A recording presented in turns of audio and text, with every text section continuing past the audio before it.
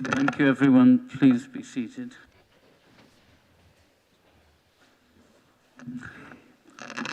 First of all, as always, in fact, I will do the same. Check your phones are off or on silent.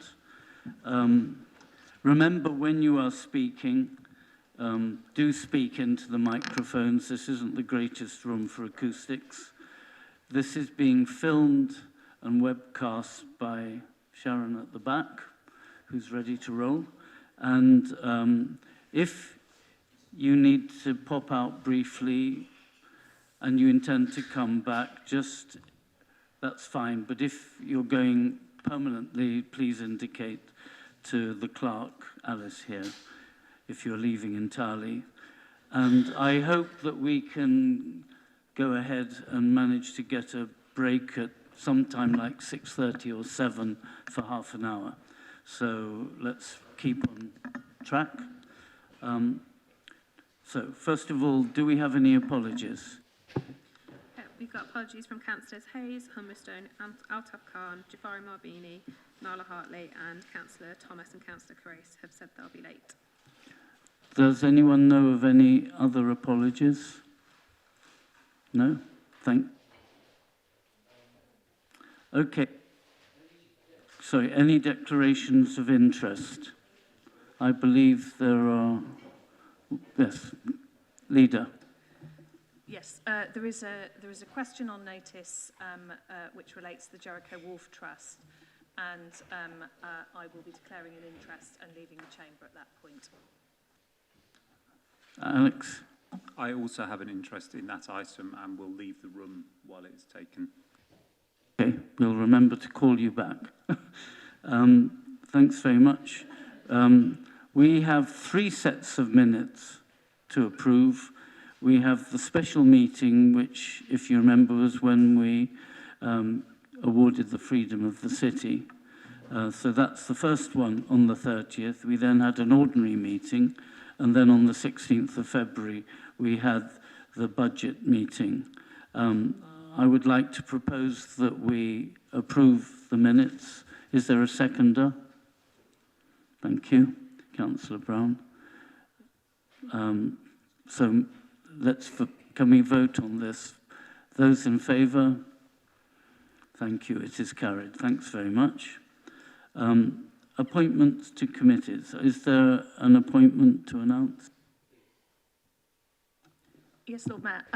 I would also like to welcome Councillor Sandy Douglas to his first meeting as a newly elected councillor.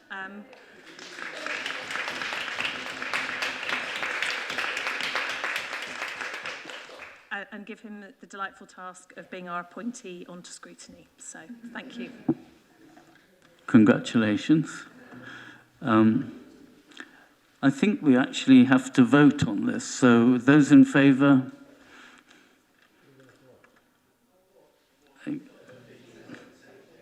Sandy being the nominee on Scrutiny.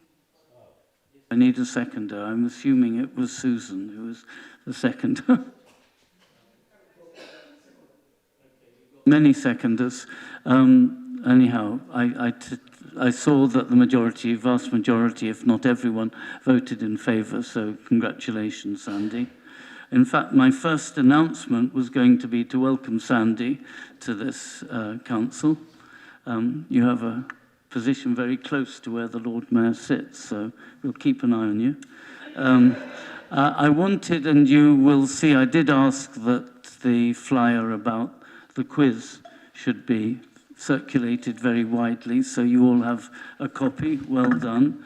And I was actually in particular going to thank, I think you probably know, I do run the North Parade Market, and I am terribly impressed. I think we must have £1,000 or £2,000 worth of promises and gifts from people who trade in North Parade, so I'm very touched by that.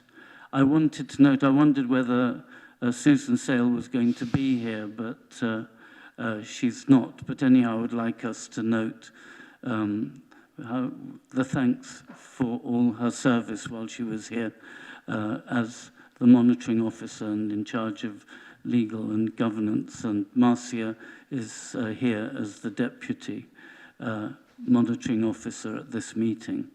So I think we would all note our thanks and wish her well in Guildford. Do you have any announcements, Deputy Lord Mayor?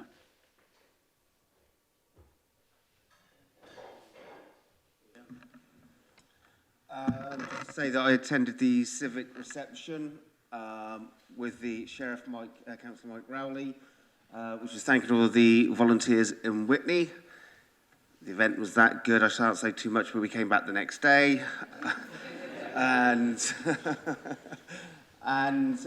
the admission to the Freeman of Oxford. So that was the Lord Mayor's child. So I didn't get the opportunity when I was Lord Mayor of Oxford. James, the Lord Mayor, nominated 2 and 1 on my behalf. And I was pleased to say that actually, the person that I nominated, Sarah, was from the Children in Care Council, the Guardians for Us. And so it was an absolute honour, and she was thrilled with that. So that's one that will stick with me for a long time. Thank you. That's it. Thank you very much. City Rector. Thank you very much, Lord Mayor. Good evening, everybody. Lovely to be here. As one or two of you know, I'm in fact meant to be in Malvern addressing a group of school teachers who are gathering for a couple of days. And I know that the welfare of the younger generation is close on all our hearts. So it'll be a privilege to be there, but I particularly wanted to be here for a few minutes before sadly I dash away to say thank you, Lord Mayor, for the privilege of being alongside you on many occasions in the last year. So thank you so much for everything. And I know further thanks will be given elsewhere. While I was thinking about the Malvern Conference, I was also thinking about what you wonderful councillors do. And I am aware that you work so hard. And so many of the people for whom you work are similar age to us. But could I say, and again forgive me because I know you all know this, that the decisions you take affect the younger generation. And there will be generations to come who will be thankful for your commitment, for your conscientiousness, for your wisdom in what you do. There was a politician once who said something like, the best investment a country can make is to feed its children. And I think whether physical food or emotional food, spiritual food, educational food, whatever it may be, safety food, this is what we are about. So, councillors, as ever, it is a privilege to be with you. Thank you again, Lord Mayor. Sorry all I have to dash. I hope you have a very good evening. Thank you, as always, very much, Anthony.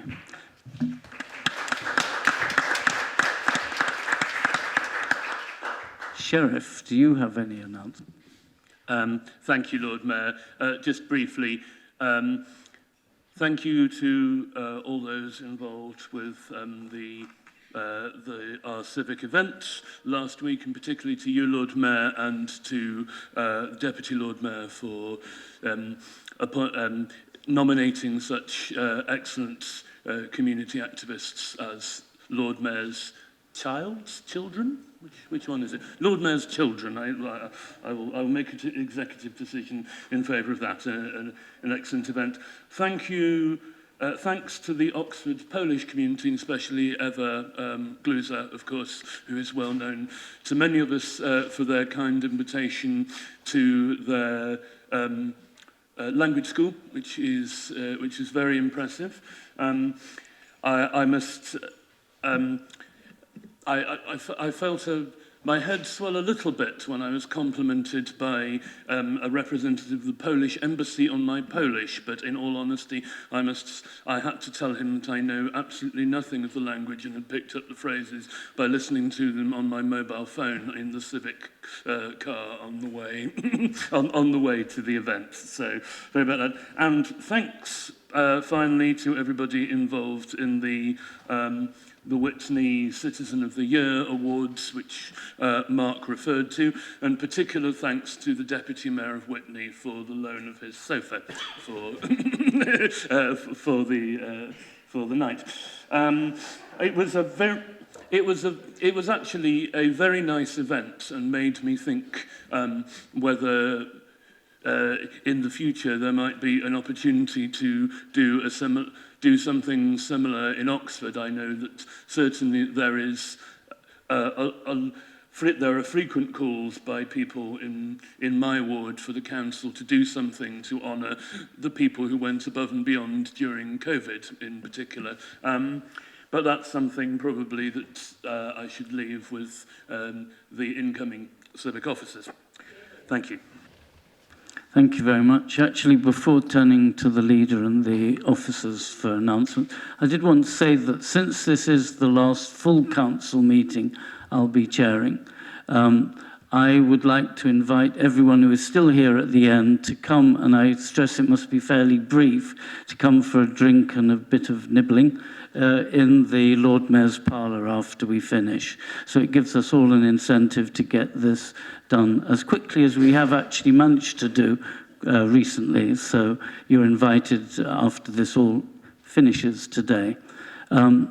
Leader, do you have an announcement?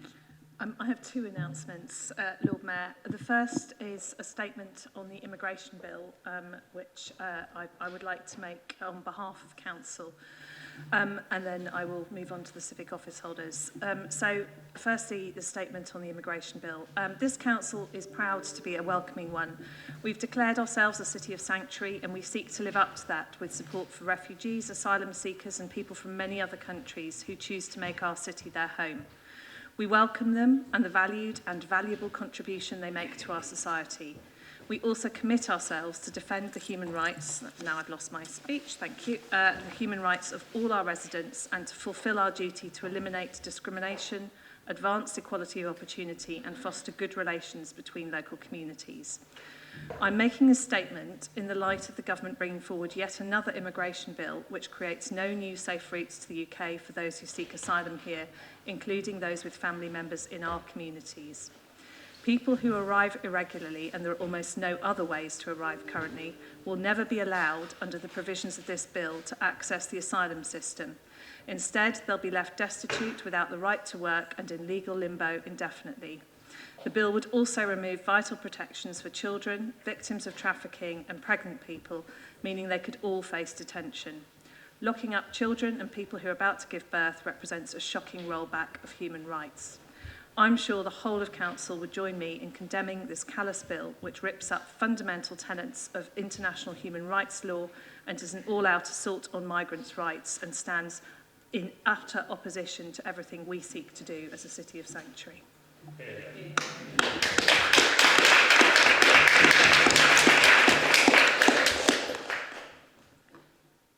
Thank you, Lord Mayor. So I thought I should pause before moving on to the second part. So Council will be aware that we have a process for approaching various candidates for the civic offices based on the seniority of their time spent on the Council. I have been running through that process and I am very pleased to announce that I have some names to put before you who can then be nominated at our annual council meeting. And those names are, for Lord Mayor, Councillor Lubna Arshad, for Deputy Lord Mayor, Councillor James Fry, and for Sheriff, Councillor Mark Ligo. Thank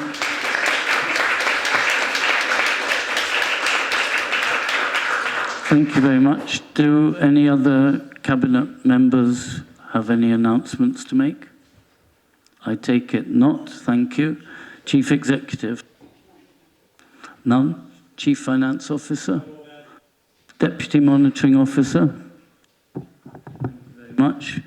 And now agenda item 6, public addresses and questions. There are none. So we're already up to agenda item 7.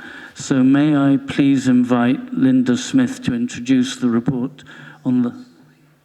Lord Mayor, I believe that the Cabinet member is still stuck trying to get here with a shortage of available buses. So could we perhaps vary the order of the agenda, if that's if you'd be so kind?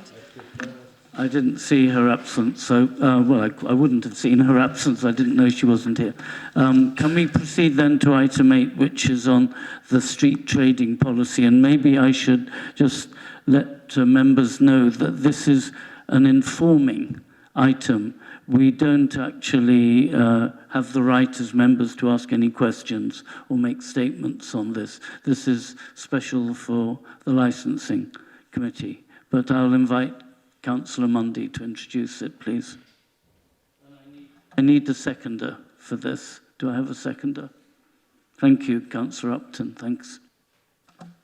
Okay, thank you, Lord Mayor. So I take it we'll vote on this policy, although there won't be any questions, as Lord Mayor said. But I mean, originally this was actually raised by Councillor Catherine Miles and Councillor Lois Mudderman, last year. And obviously, you know, we all know that plastics are a complete disaster for our environment, and single-use plastics are, you know, we get microplastics in the ocean, it gets into the fish. It stays around for thousands of years, so we really are making the right progress here.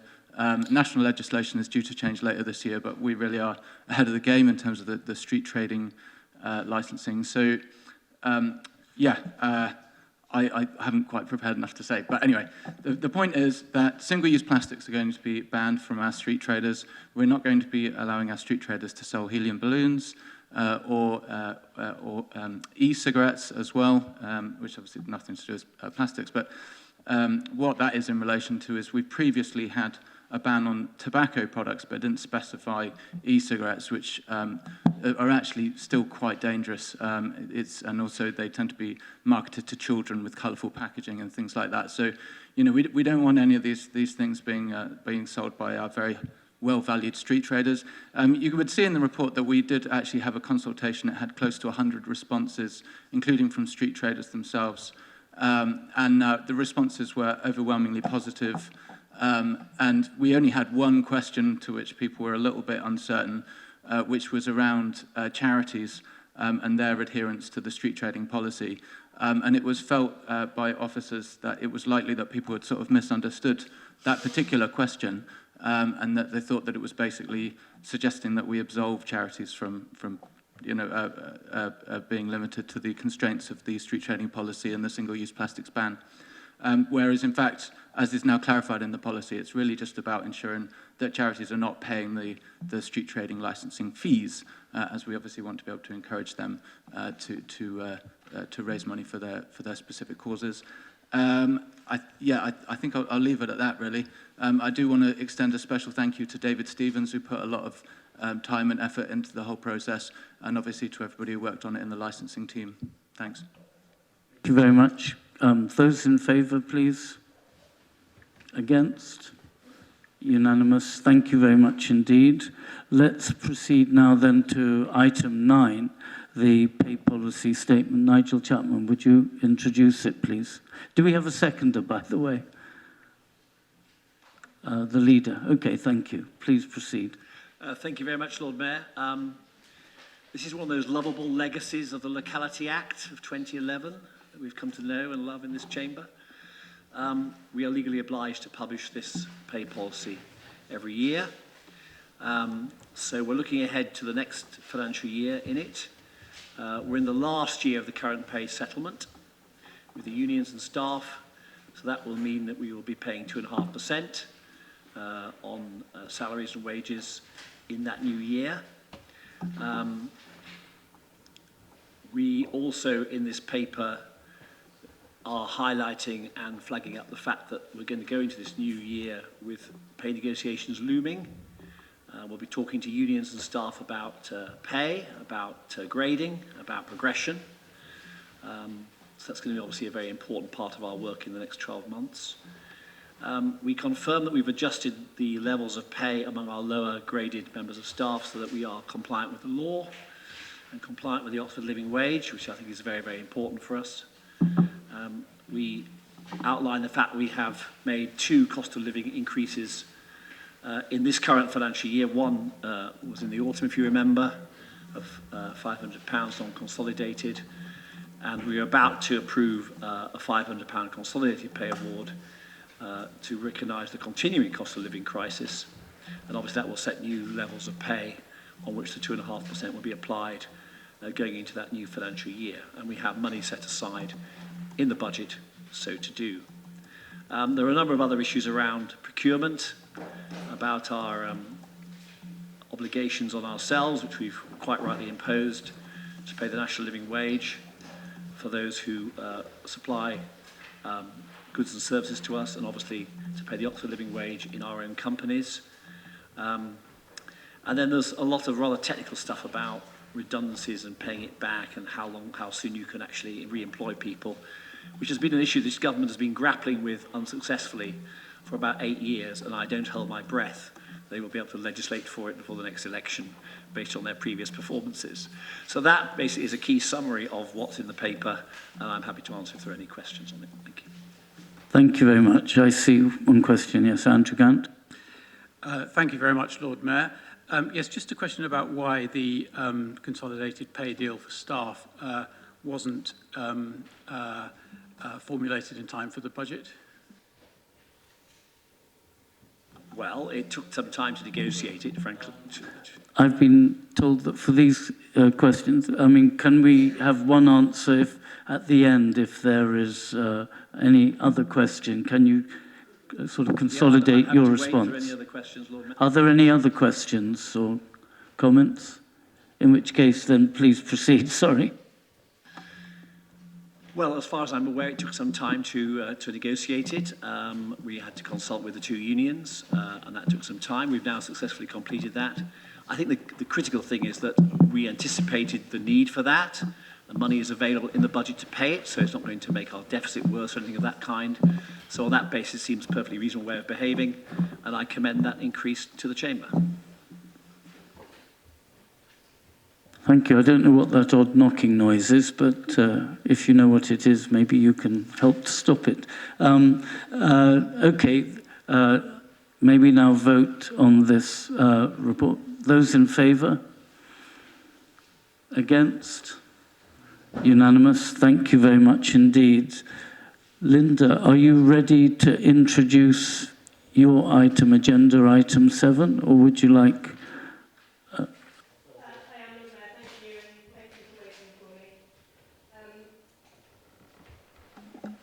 Thank you.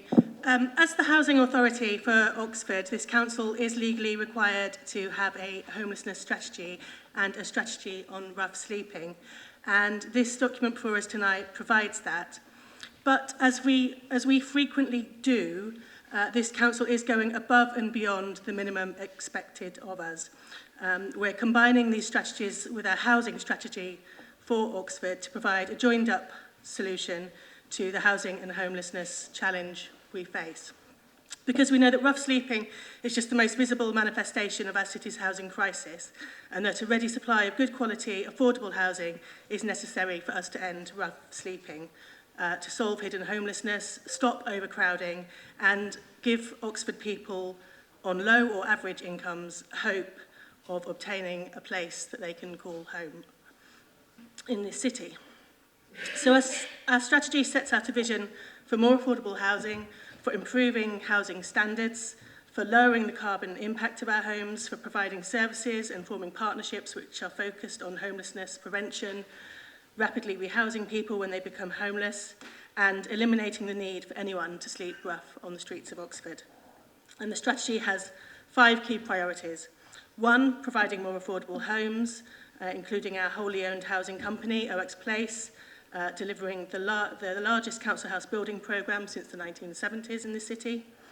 Secondly, great homes for all, including investment in our own council housing stock and involving our licensing scheme. Obviously, we've got the brand new city-wide selective licensing scheme, which now means every privately let home in the city needs a licence.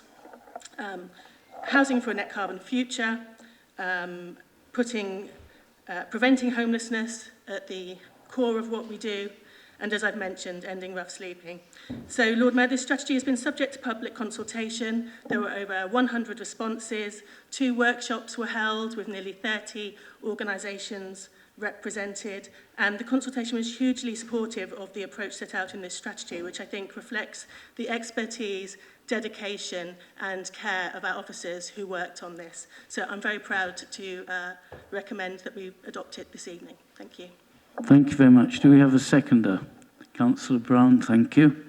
Now, any Questions, statements, comments? Please, Rosie.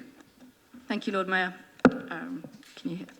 I just wanted to say generally, thank you. The direction of the strategy is really positive, and it will clearly play a really important role in tackling the serious housing need and crisis that we have in Oxford, and I will be voting for it personally. And I'm particularly glad to see a really strong commitment in this towards a housing first approach, where housing is provided without putting any barriers or conditions upon the person, and a really strong focus on homelessness prevention too.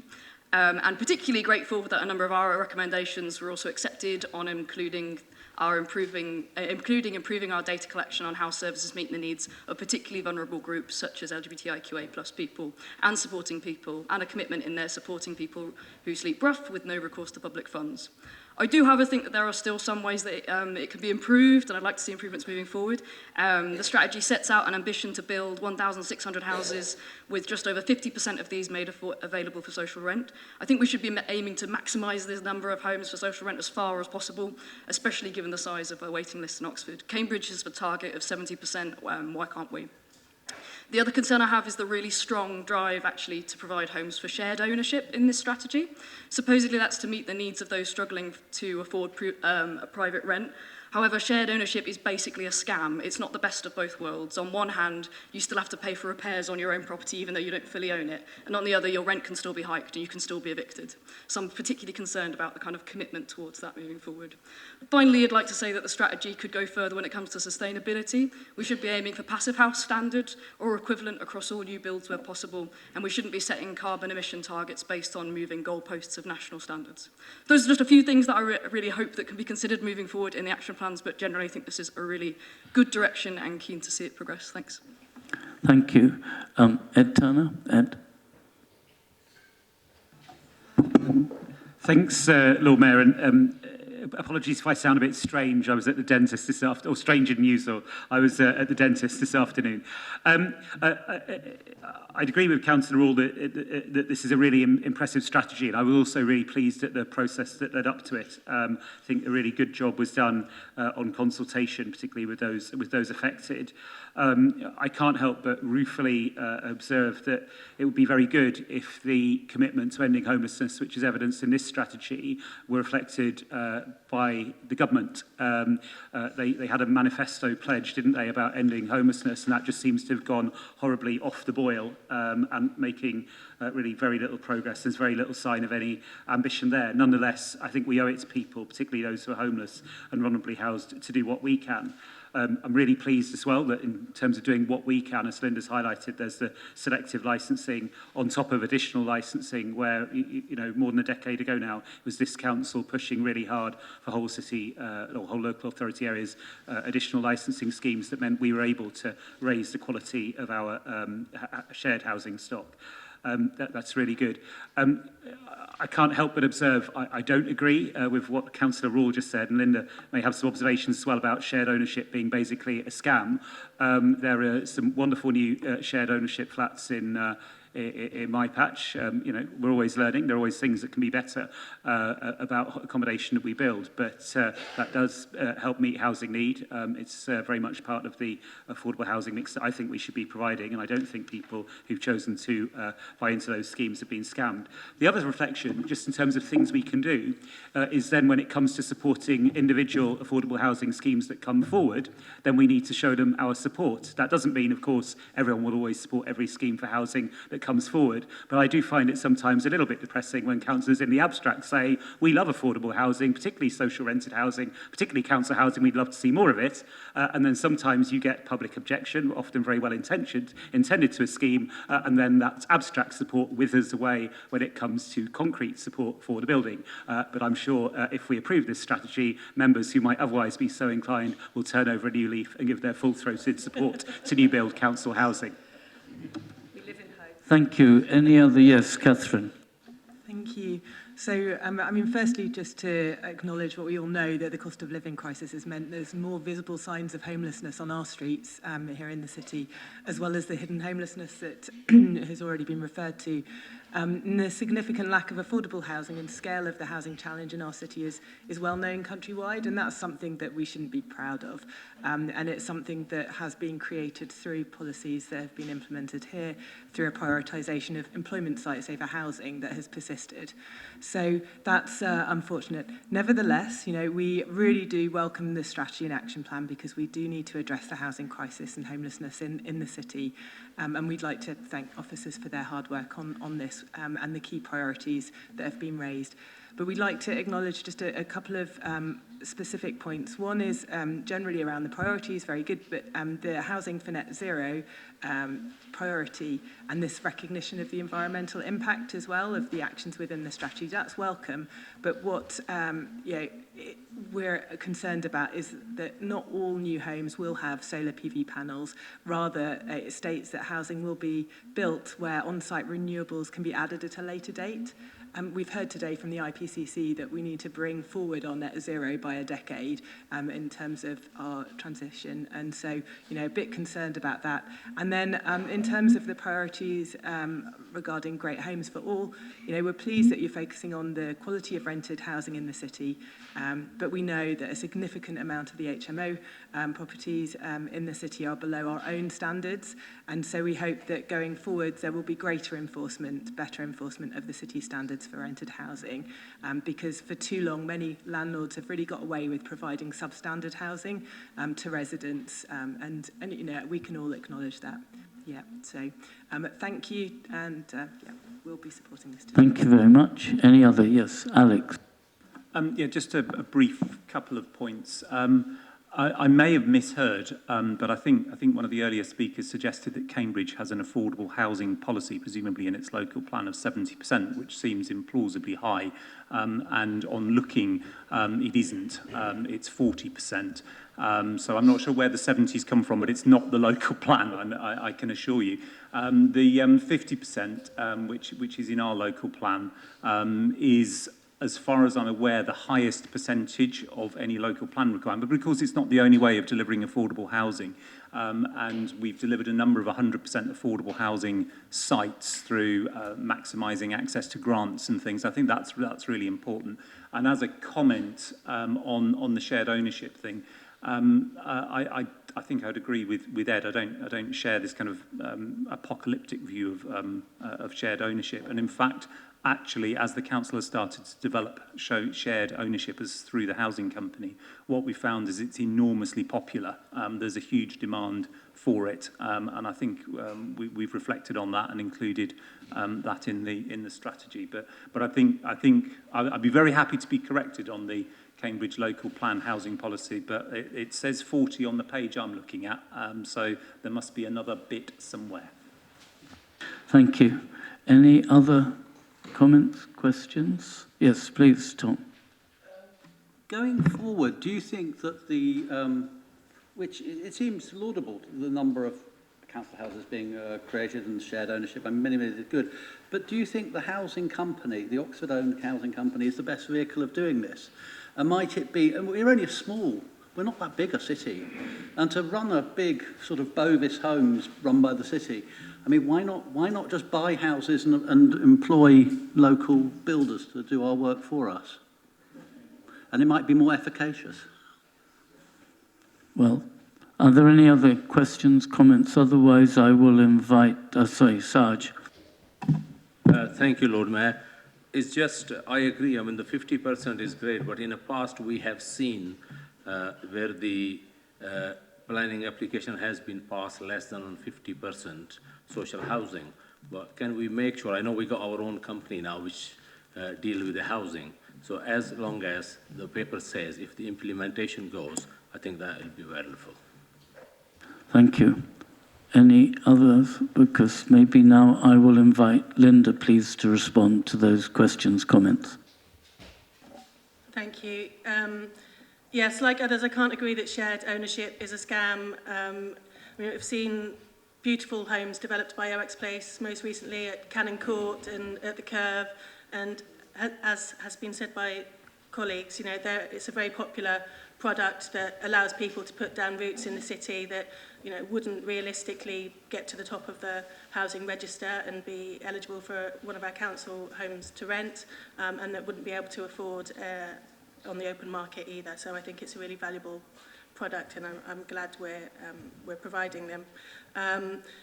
As was said at Cabinet in response to scrutiny recommendations last week, our priority clearly is affordable housing, and within that, social housing for rent is a priority within that as well, and that will not change.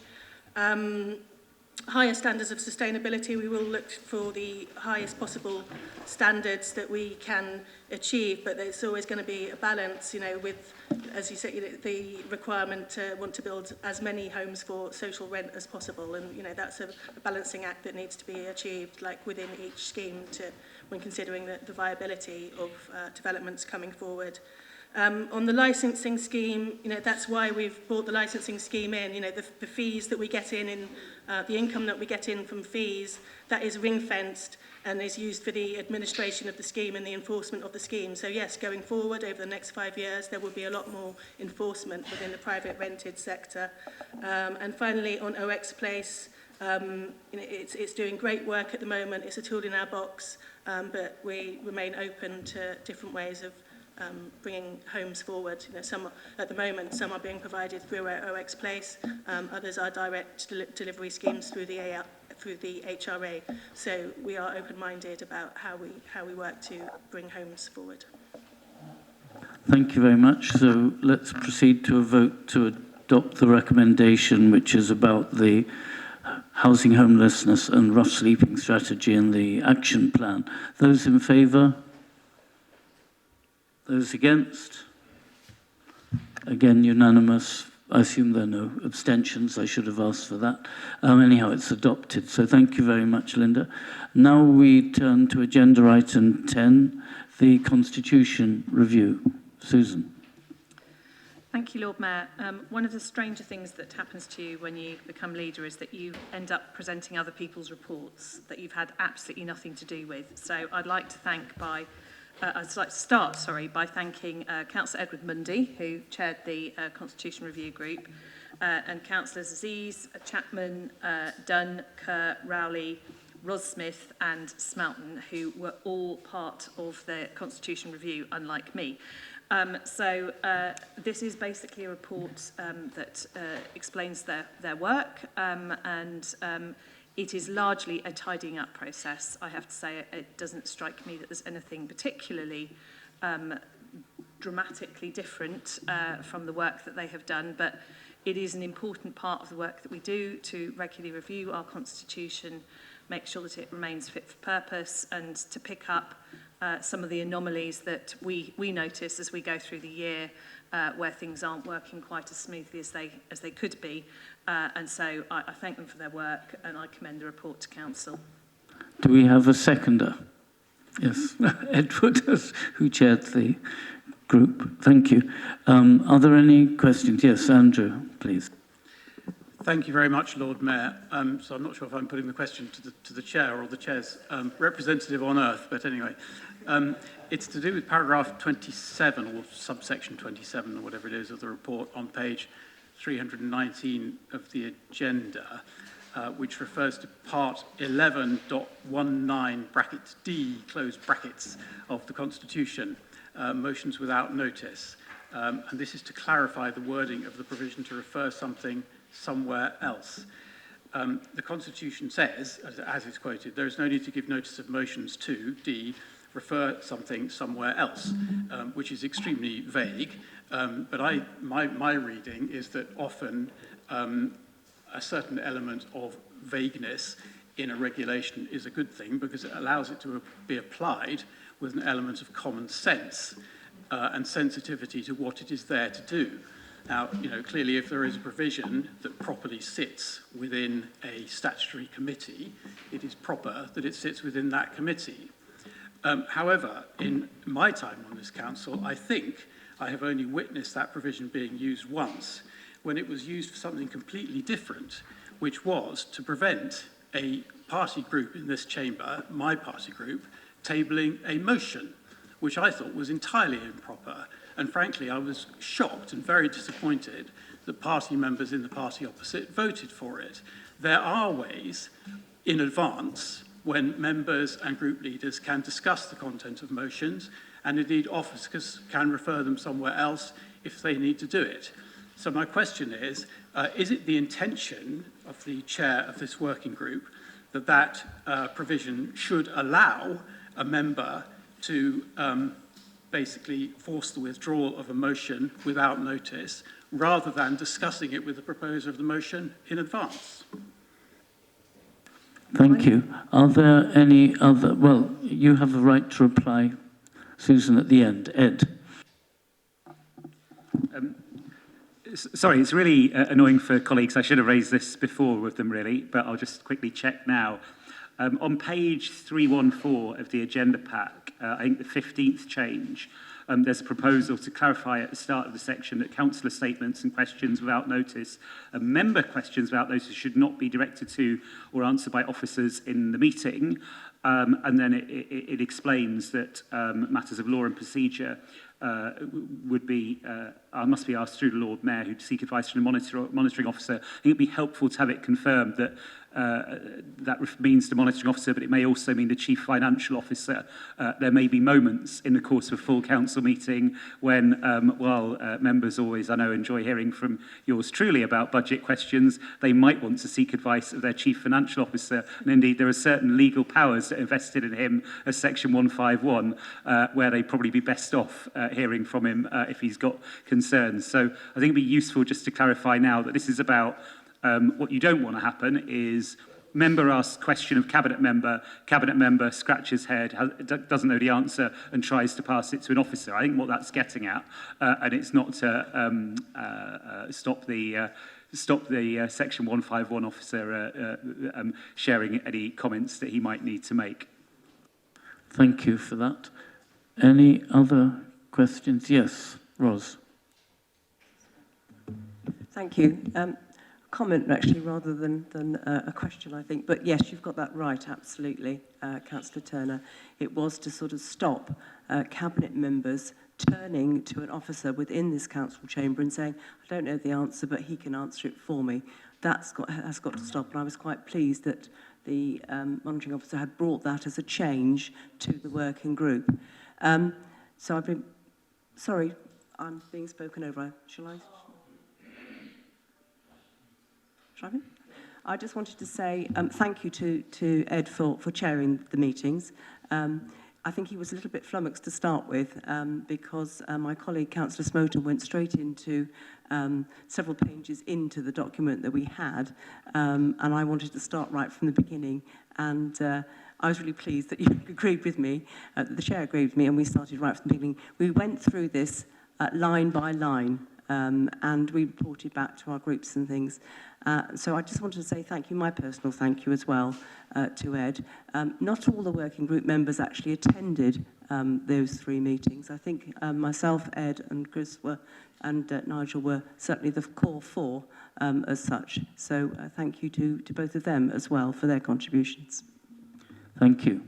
Any other questions, comments? Otherwise, may we proceed to us? Sorry, there, I didn't see. Thank you for that, Ros. Yeah, we did, as Ros said, we did go line by line to start with, but I mean, that does take quite a long time, and actually, the committee really was reaching broad agreement on pretty much everything. We almost entirely didn't have to sort of resort to voting on anything, so we really could just discuss it, and I think we concluded it well, including obviously Ros herself was agreeing on almost everything there. I mean, in regards to, was it 11.19D, yeah? Now, the thing is that, from my point of view, that what you're talking about there, the licensing changes that we've just discussed previously, that was appropriate for that to be discussed at the licensing committee. We actually discussed it at multiple meetings, and obviously myself as chair discussed it with the licensing officers, especially David Stevens. So I felt that that was the appropriate way for it to be, and so I hope that Councillor Gant understands that as well. You don't have a second bite at the cherry, I'm afraid. Okay, I don't see anybody else who has not yet spoken indicating a wish to do so. So you have the right to reply now, Susan. Yes, well, similarly, on that same item, I mean, I think that, it was clearly the right place to be having a discussion was in the licensing committee, because that is where the full policy discussion could be had, and everyone who might be impacted by any licensing changes also had an opportunity to contribute. So but actually I can't see anything here which actually makes any change to the principle that we used previously in the Constitution to ensure that that debate happened in the right place. I mean, there's a minor change here in the wording, but I don't think it actually changes the substance of the Constitution on that particular item. But I did want to pick up the point that was raised by Councillor Turner. I think that that's quite an important one. So I would actually ask, with Council's permission, that we add in on Part 15, Part 11.11, or Section 151 officer, because I think that's a really important point. And I think that all council would want to hear from our Section 151 officer if it was appropriate. So could we, and I think it still addresses the points that were being sought by the Constitutional Working Group, who and I understand where they're coming from on this. So I think it's this is important legal advice potentially. So may I move it with that change, please, Lord Mayor? I'm sorry, I don't think you're allowed to speak again, Andrew. You have your one chance. May I ask your leave on grounds of misrepresentation, Lord Mayor? I don't think so. I think you've had your statement, and I think you can raise a point of order. Is this a point of order? Yes, I'll make it a point of order, yes. Point of order, Lord Mayor, under the Constitution. The question I asked was nothing to do with whether or not the motion was more appropriate for the licensing committee. Indeed, I said quite explicitly that it is perfectly proper, if a matter is more appropriate to a committee, that it goes there. The question was whether it was right to do that without notice during the meeting, and whether the Constitution should support that. Motions are submitted 2 weeks in advance. That is the opportunity, and then published for members to discuss amongst themselves, which then gives party groups the opportunity to change the order of motions or to bring forward something else. That was not done. That is not proper. Is it the understanding of the chair of the Constitution Review Group that that is what this provision is for? Okay, thank you. I return to the leader in your summing up, your response. Well, as I said, it seems to me that this hasn't changed the current provision in the Constitution with regard to that. So, yeah. Now proceed to a vote on this. So those in favour, please, in adopting this report with that one amendment. If those against? Okay, thank you. It is carried. Thank you. You have the designation of the interim monitoring officer and appointment of a returning officer. Please. Yes, thank you again, Lord Mayor. I'm really sorry that Council's going to be hearing quite a lot from me today for various different reasons. This is a very straightforward report. As Council was made aware at the start of this meeting, if it wasn't already aware, sadly, Susan Sale is leaving us for another role, so we need to appoint an interim monitoring officer. That's a position that has to be fulfilled as the council. And we also need to appoint a returning officer and electoral registration officer, which currently sits under the same banner. But we have, I'm glad to say, appointed an interim head of law and governance, Rhiannon Davis, and she'll be starting at the beginning of April. So Council is being asked to designate her as the Council's interim monitoring officer.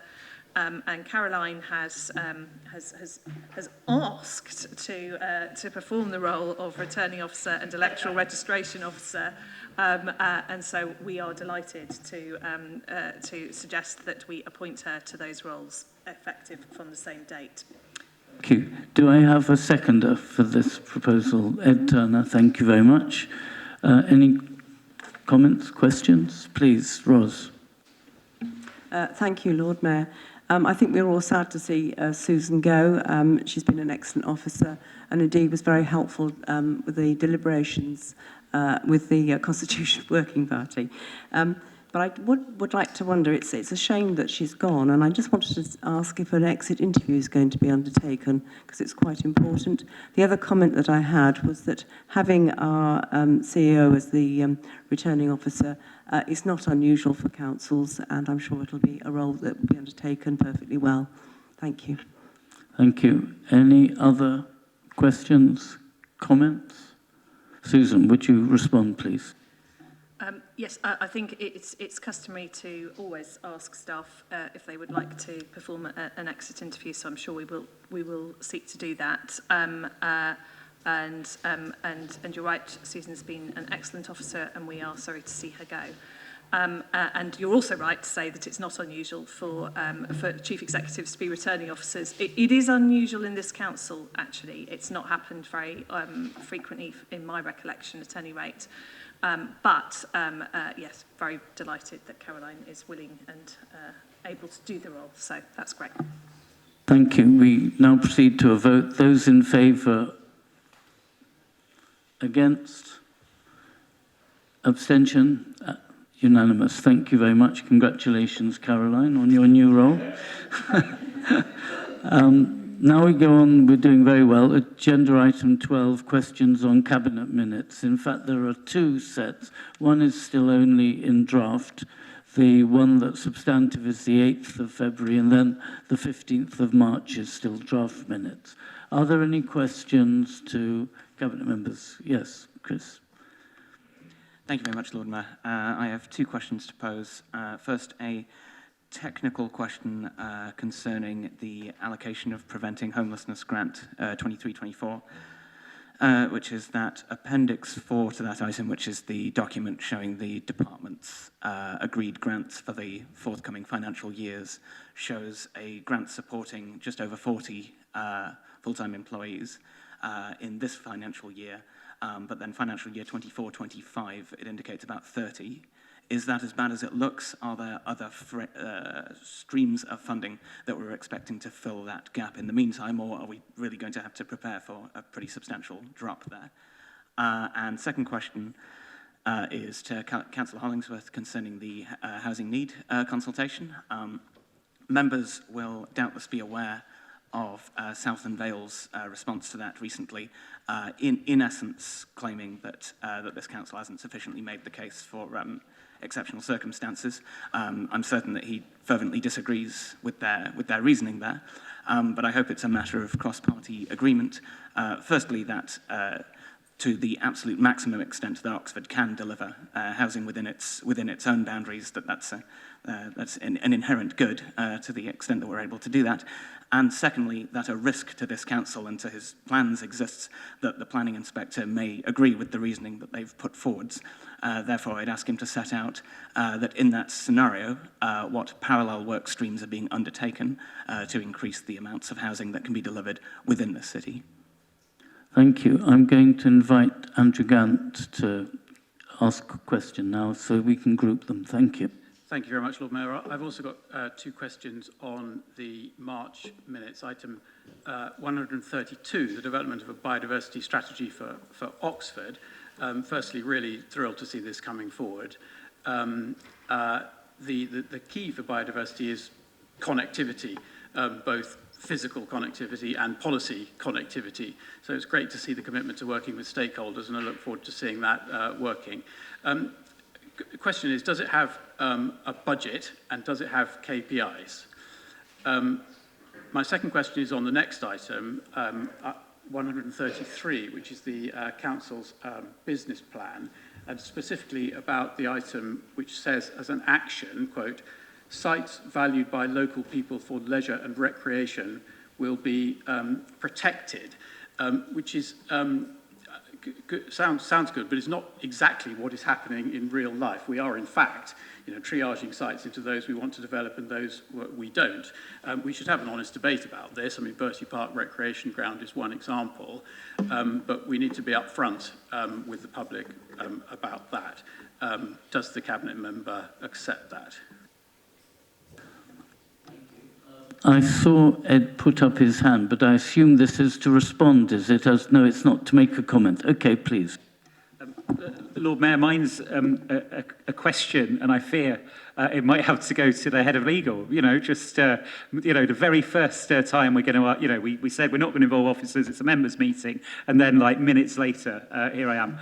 But I'm looking at item 128 of the March meeting, and there's a recommendation to Council to allocate some funds, a number of us clocked this, but unfortunately, so normally I think what would happen is that would be listed separately. I'm not clear whether instead that recommendation to Council will instead need to come to a future meeting of Council, or whether, because it is in the minutes, officers can ask us to, and because those have been properly tabled here, officers can ask us to take a vote on that recommendation. I think I win the prize for the hardest question, but it was actually Alex Hollingsworth's idea.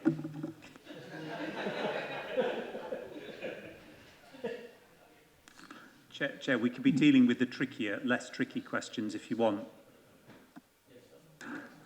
Maybe, are you deciding the answer to this? Yes. Who will respond? Will you? No, if you just could give us a minute. Well, give them a minute. Maybe you could start to answer some of the other questions. I've got it that Alex and Ed are the two respondents, and Linda, yes, sorry. Lord Mayor, whilst we're awaiting their responses, may I raise a point of order and perhaps of explanation? Could you clarify, is the situation here simply that one might ordinarily have expected this item of business to appear on the Council agenda, but that it has been omitted from the Council agenda, and therefore we're trying to reintroduce it? Is that what's happening?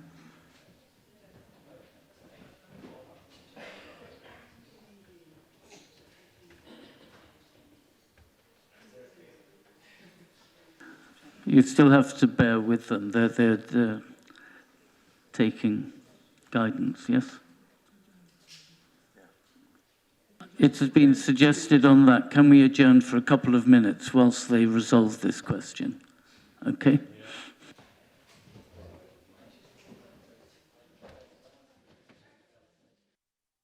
The meeting, please.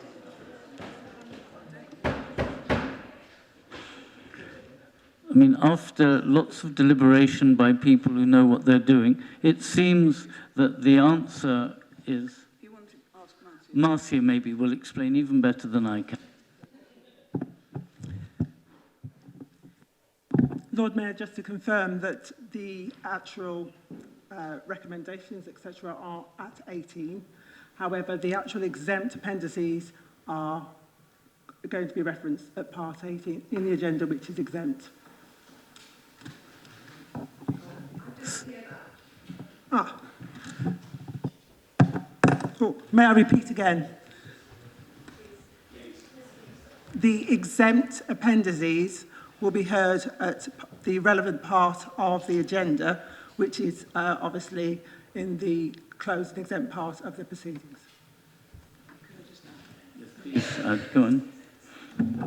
But just to add, I think the question was whether the paper that's been referred to is on today's agenda. It is at 18B on today's agenda, and that is on the public agenda, which I think was the question. Yes, and I referenced that a little earlier as well, and I'd endorse what the Chief Executive says, 18B on the agenda. Thank you. So after that excitement, maybe we can come back and answer the... Sorry, you have another question for Cabinet on the minutes, please. Thank you, Lord Mayor. Mine is on the February meeting and item 117. implementing their covered market master plan. Very pleased, obviously, to see this, but I did wonder why we're still seeing empty slots, spaces within the covered market.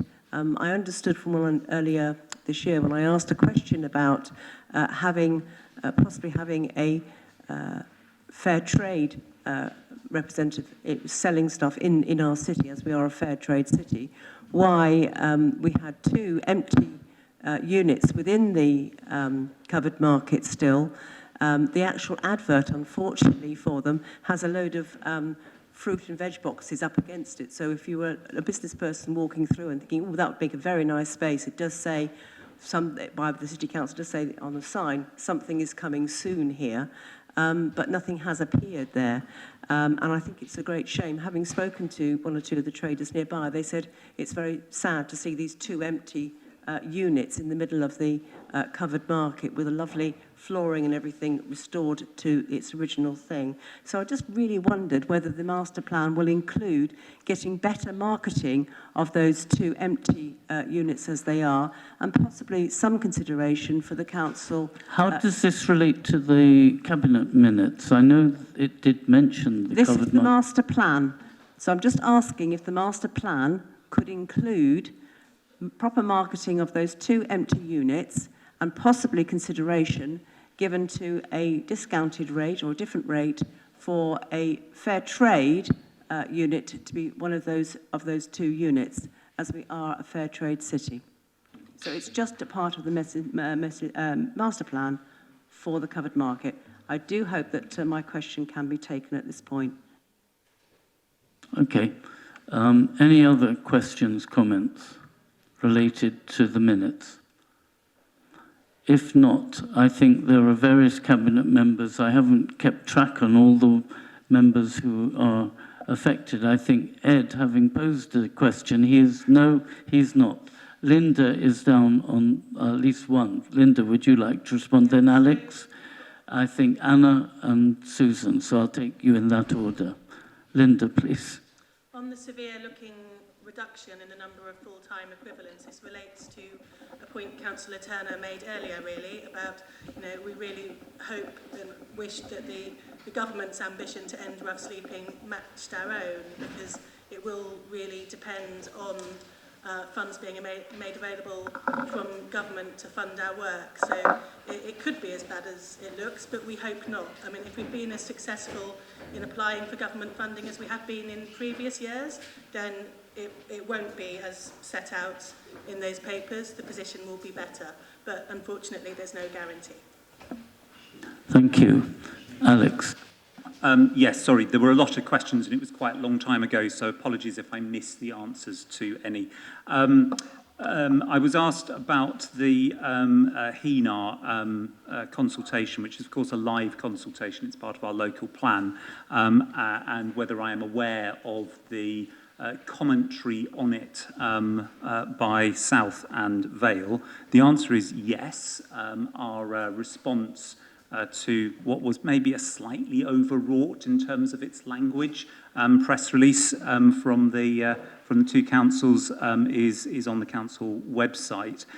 Just a reminder of the context here. This is part of our Regulation 18 consultation on our local plan. It's not usual to have to do the housing need element separately. The reason we're having to do the housing need element separately is that the 2050 plan, which was supposed to provide the housing need figure and the spatial strategy to go with it, was brought to a halt.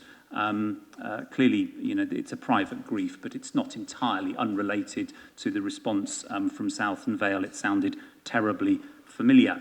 So there's a certain irony there in being criticised for doing it separately when it was therefore having to do it separately in the first place. In terms of the second part of the question, yes, of course, we're setting out to maximise housing provision, and indeed we consulted significantly on that as part of the first part of the Regulation 18 consultation.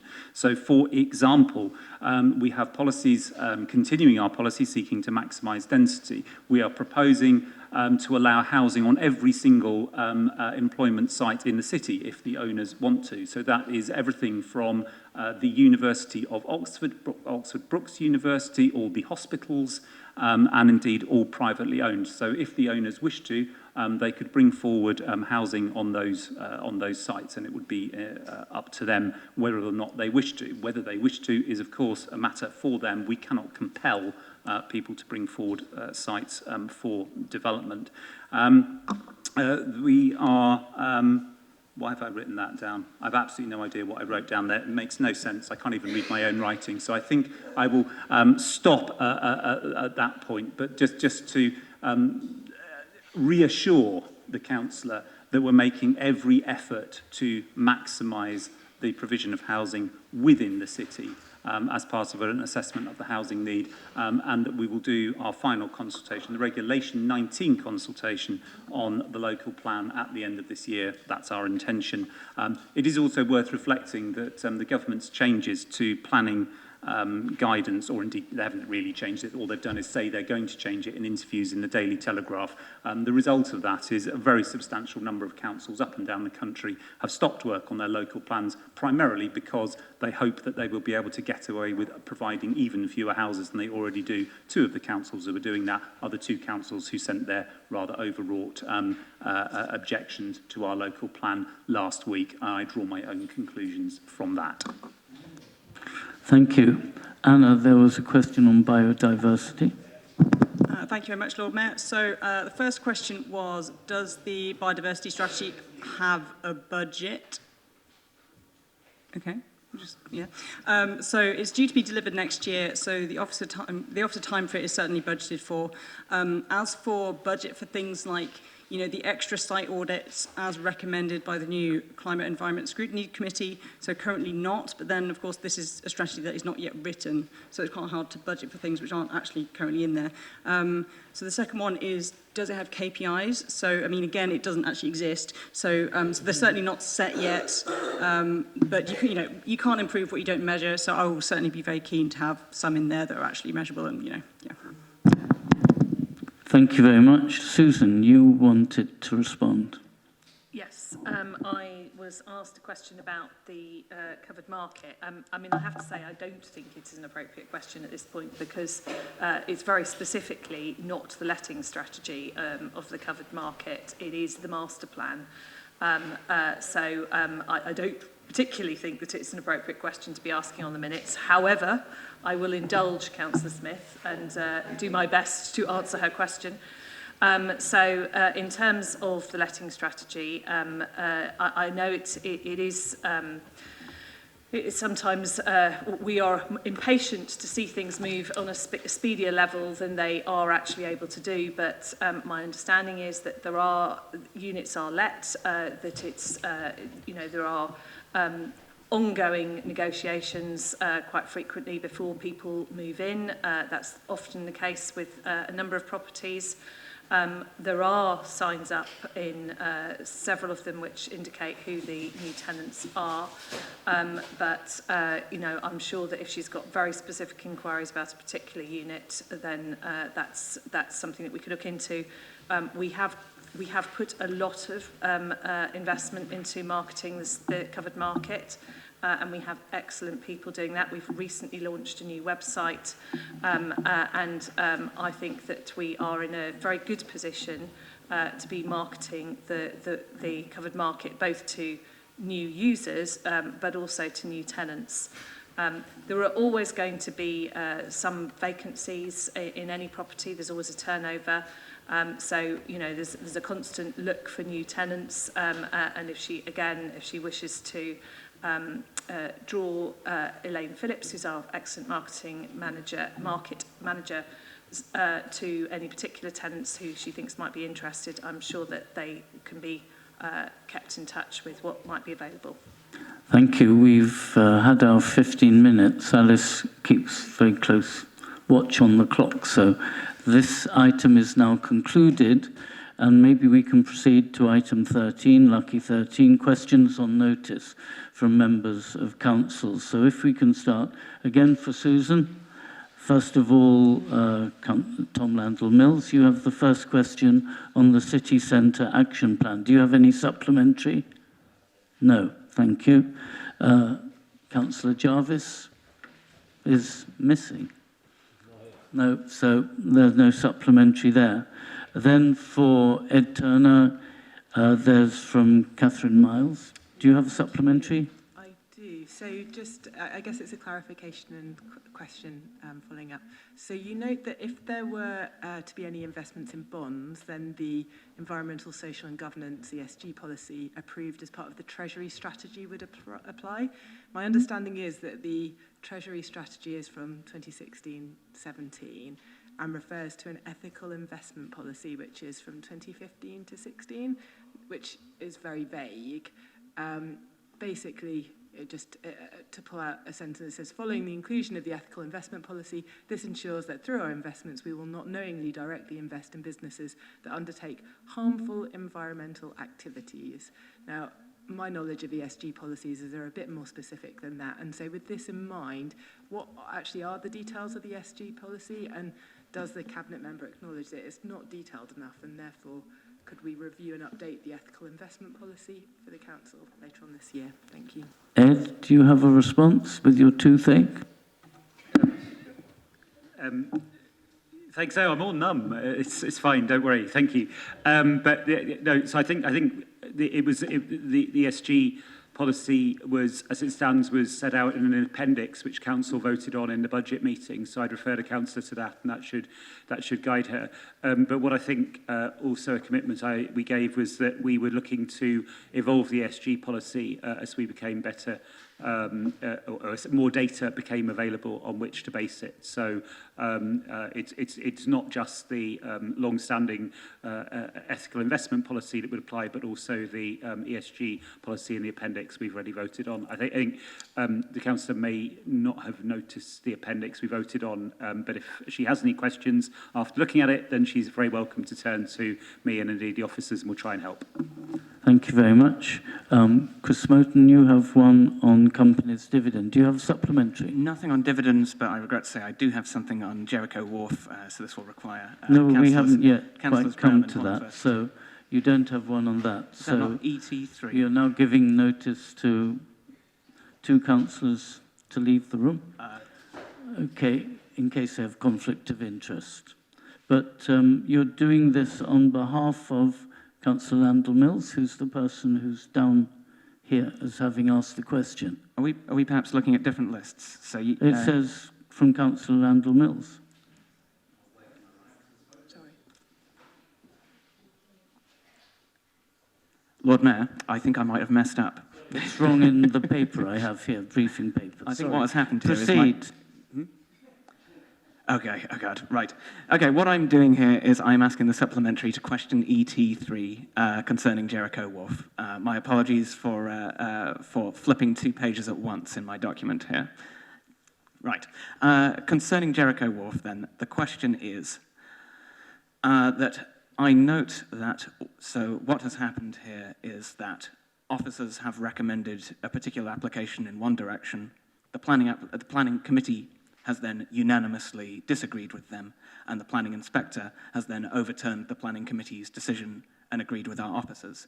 What seems important to me is that if you review the video of the planning committee's meeting, it's clear that there was nothing close to a meeting of minds happening here. It wasn't a case of officers and councillors getting into sort of a very detailed discussion as to exactly why they disagree on the question of the viability report, and thereby that disagreement being fully worked out. It seemed more a case that there was fairly brief statements on both sides, and then what turned out to be a very expensive and tortuous decision was taken on the basis of this.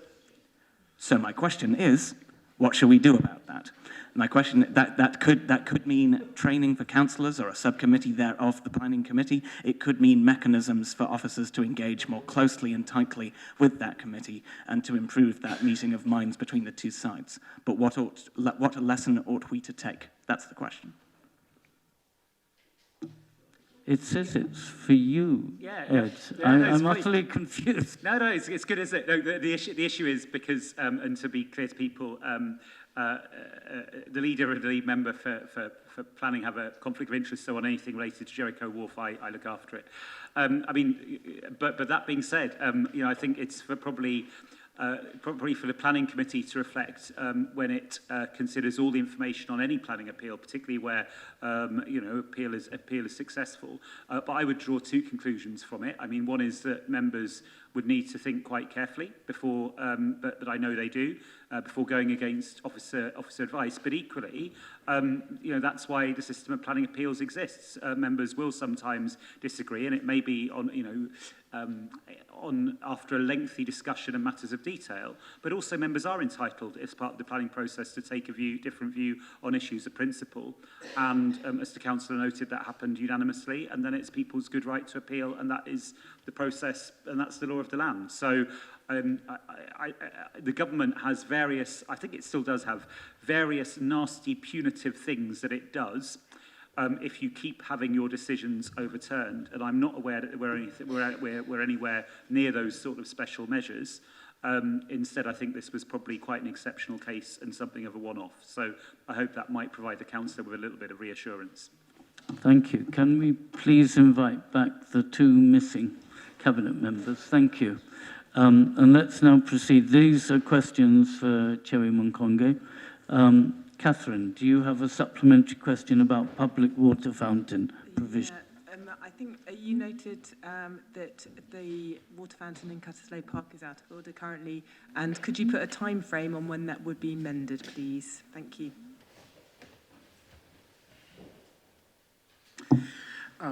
Thanks, Catherine. I'll come back to you on that. Thank you. And then the next one from Ros Smith to you is on children's scooter parking. Supplementary? No. Thanks very much. And now we have for Shaister Aziz. Chris is still away. Has he actually left for good? No, he's coming back. But okay.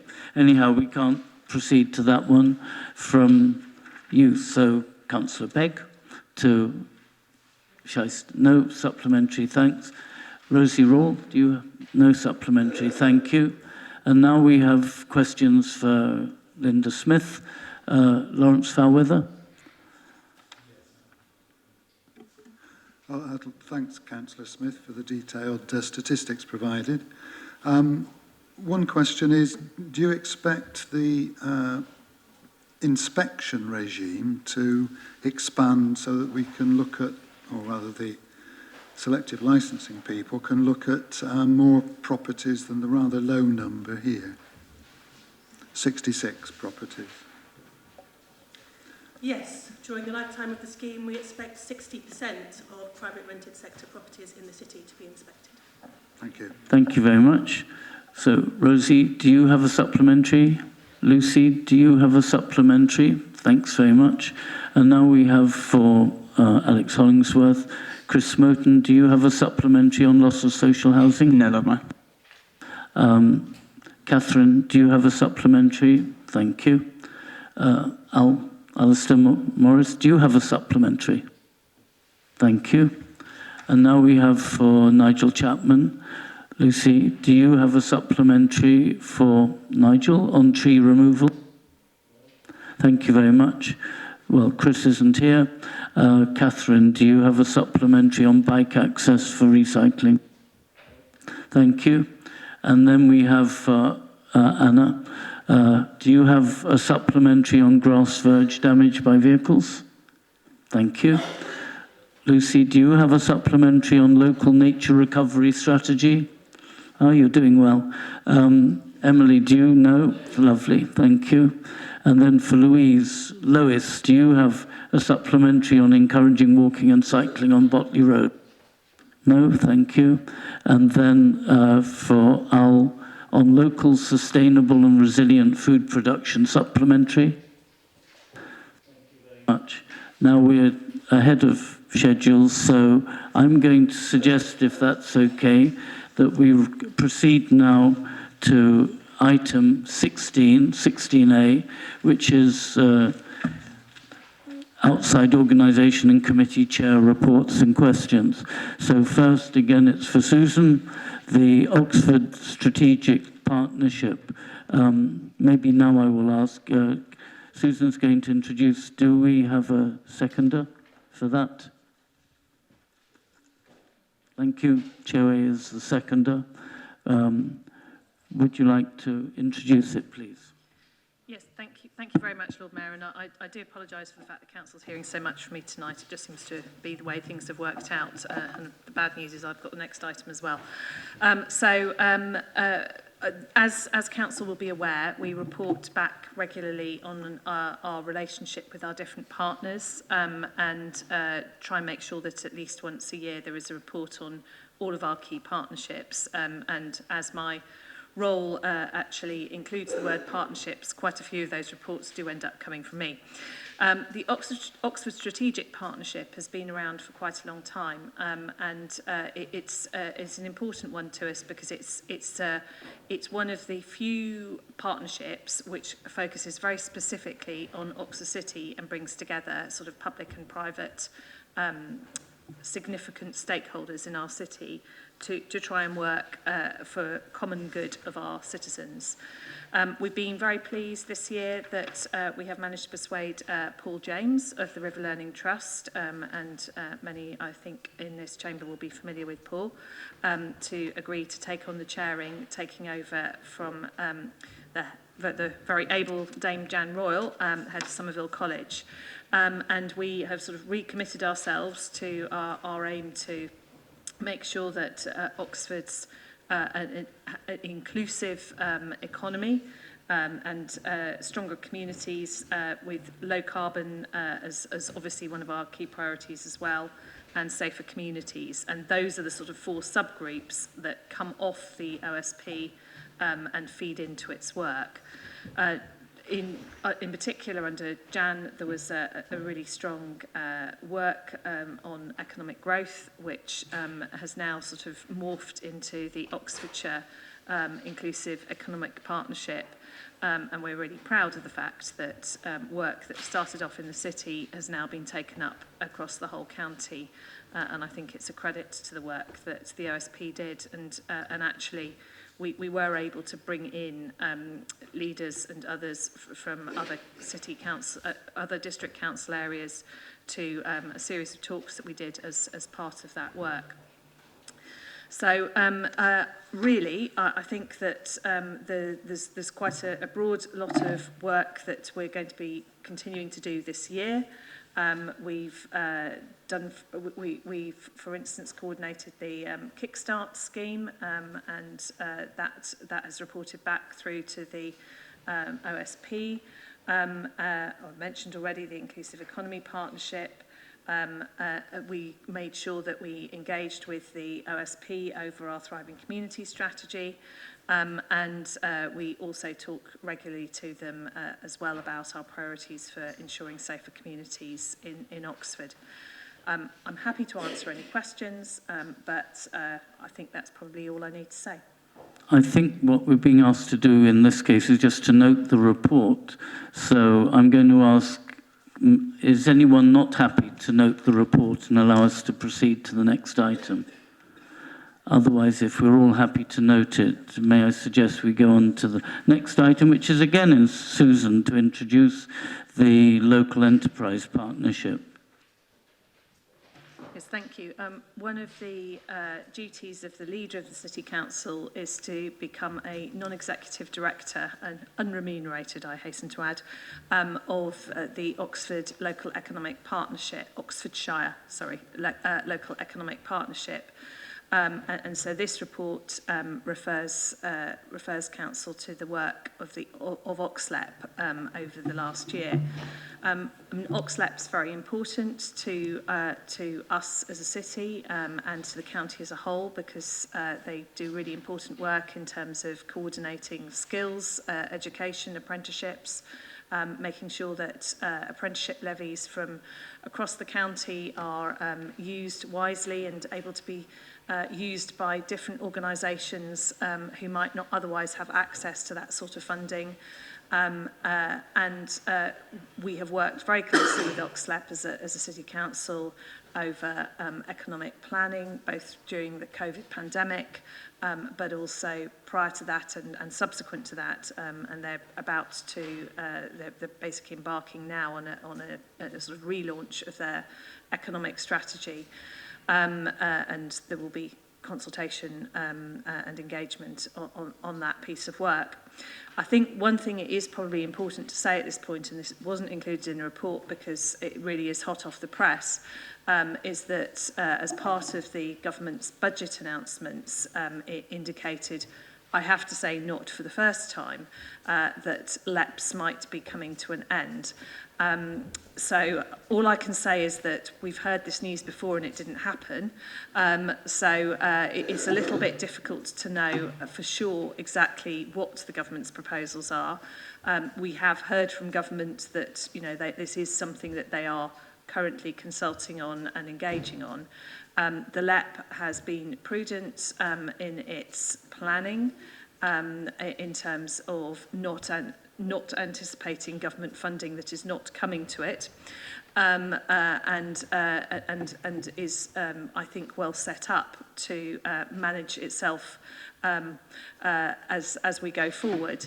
I think all I can really say, though, about that government announcement at the moment is that we await further details, we await to see how real it is, and my understanding is that, LEPs, no, I will say that I think our Oxlep, it has been a really good delivery vehicle for Oxfordshire, and personally I would very much regret its loss. I think they've engaged well with local councils, and I think there is a sort of democratic... You've had your time. Sorry. Okay, I'll stop them. So again, we're being asked to note unless I hear someone wants to ask a question. Oh, right, sorry, I wasn't sure you didn't call my name. Yes, thank you, Leader, for mentioning the Donald Rumsfeld, the known unknown that we seem to be having again from this government with regard to future funding for the local enterprise partnership. Will this now appear as a risk, actually, to the council for delivering some of the big projects that we have got to deliver for the city and for Oxford? So basically the question, Lord Mayor, if I could, make it distinct, is should we be putting this on a risk and analysing what we might be doing with it and how higher? I would think it would score quite highly, actually, on a risk assessment. Are there any, before turning to Susan, are there any other questions, comments, so that they're all grouped together? No? Okay, please respond. I think it's a good question, but I think that it's a bit early because I just don't think we understand enough about what the risks are at the moment.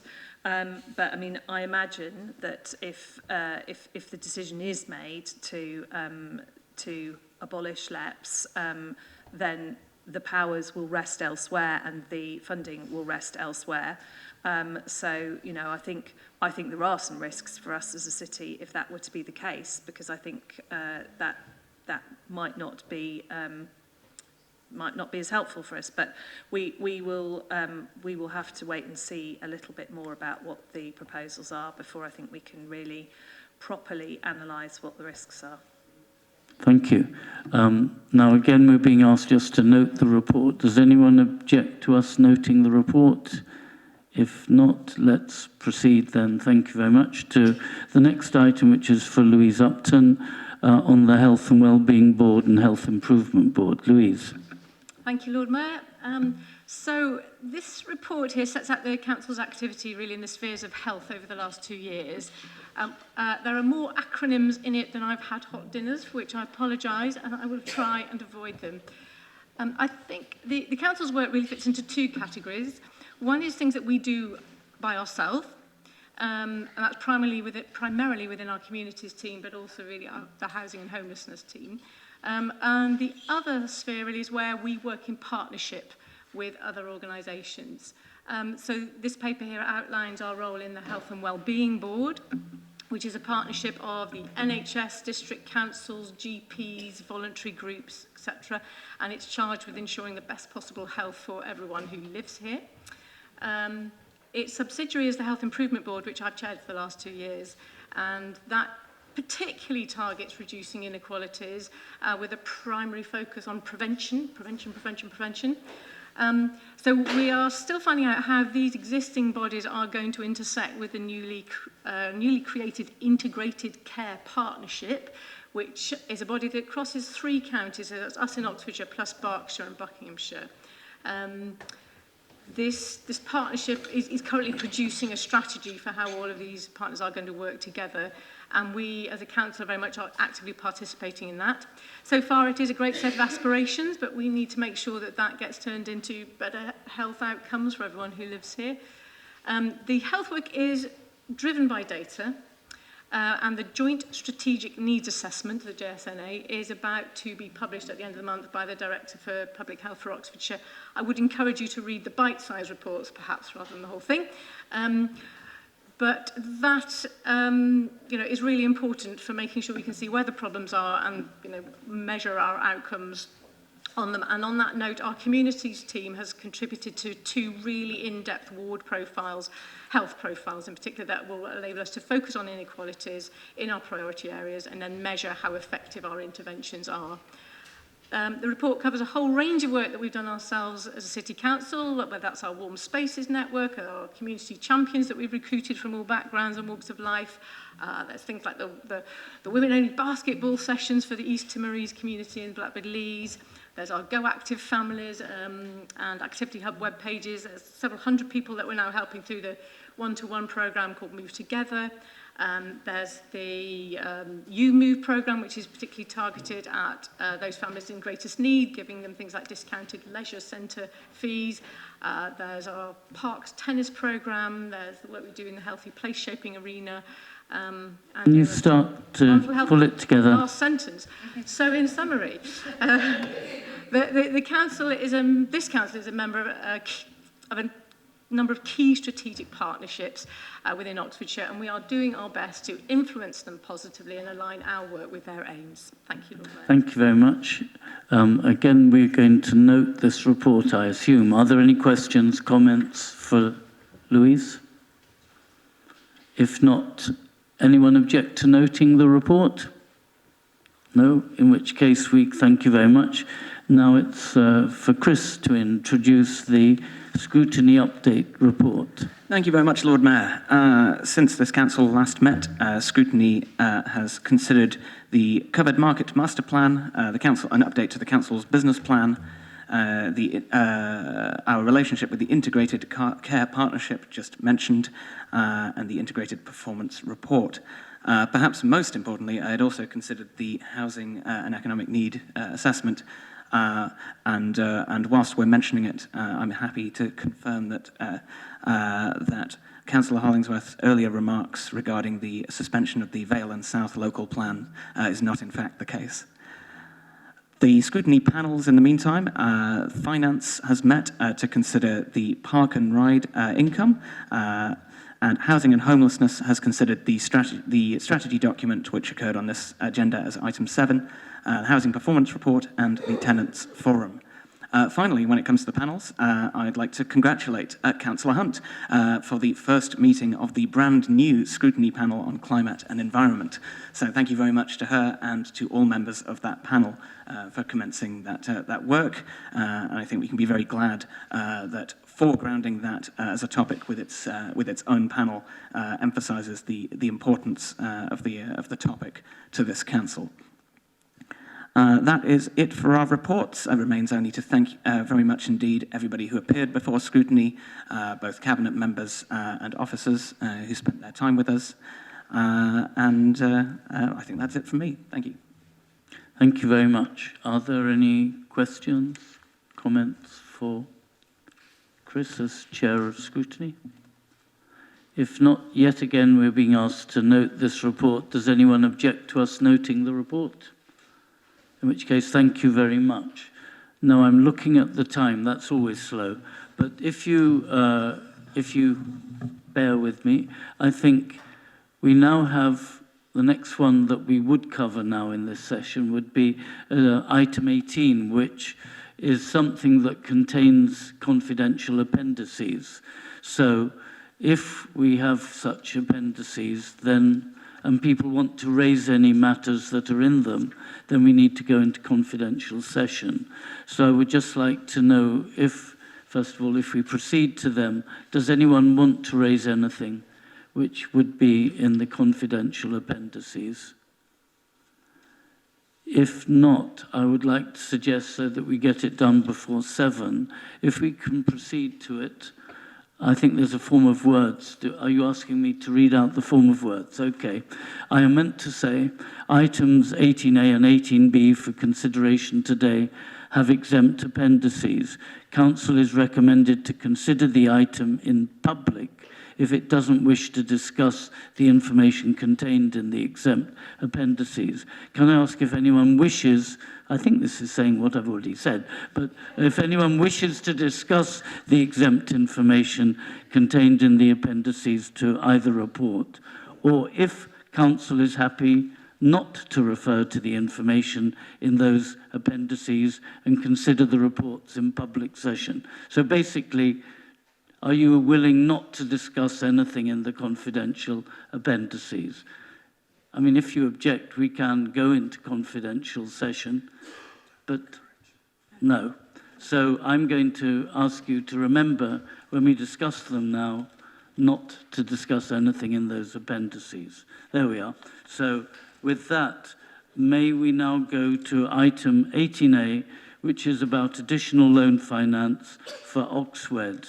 And the proposer is Ed Turner. Is there a seconder? Alex Hollingsworth, thank you very much. So may you please introduce Ed? Yeah, thanks, Lord Mayor. So councillors will be aware that we are part with Nuffield College of a joint venture, Oxwed, to bring forward sites in the west end of Oxford for development. And the way it works is that each partner loans the joint venture money in order to bring it forward. Rather than just allocating one slug of money quite properly, we keep it on an appropriately tight rein.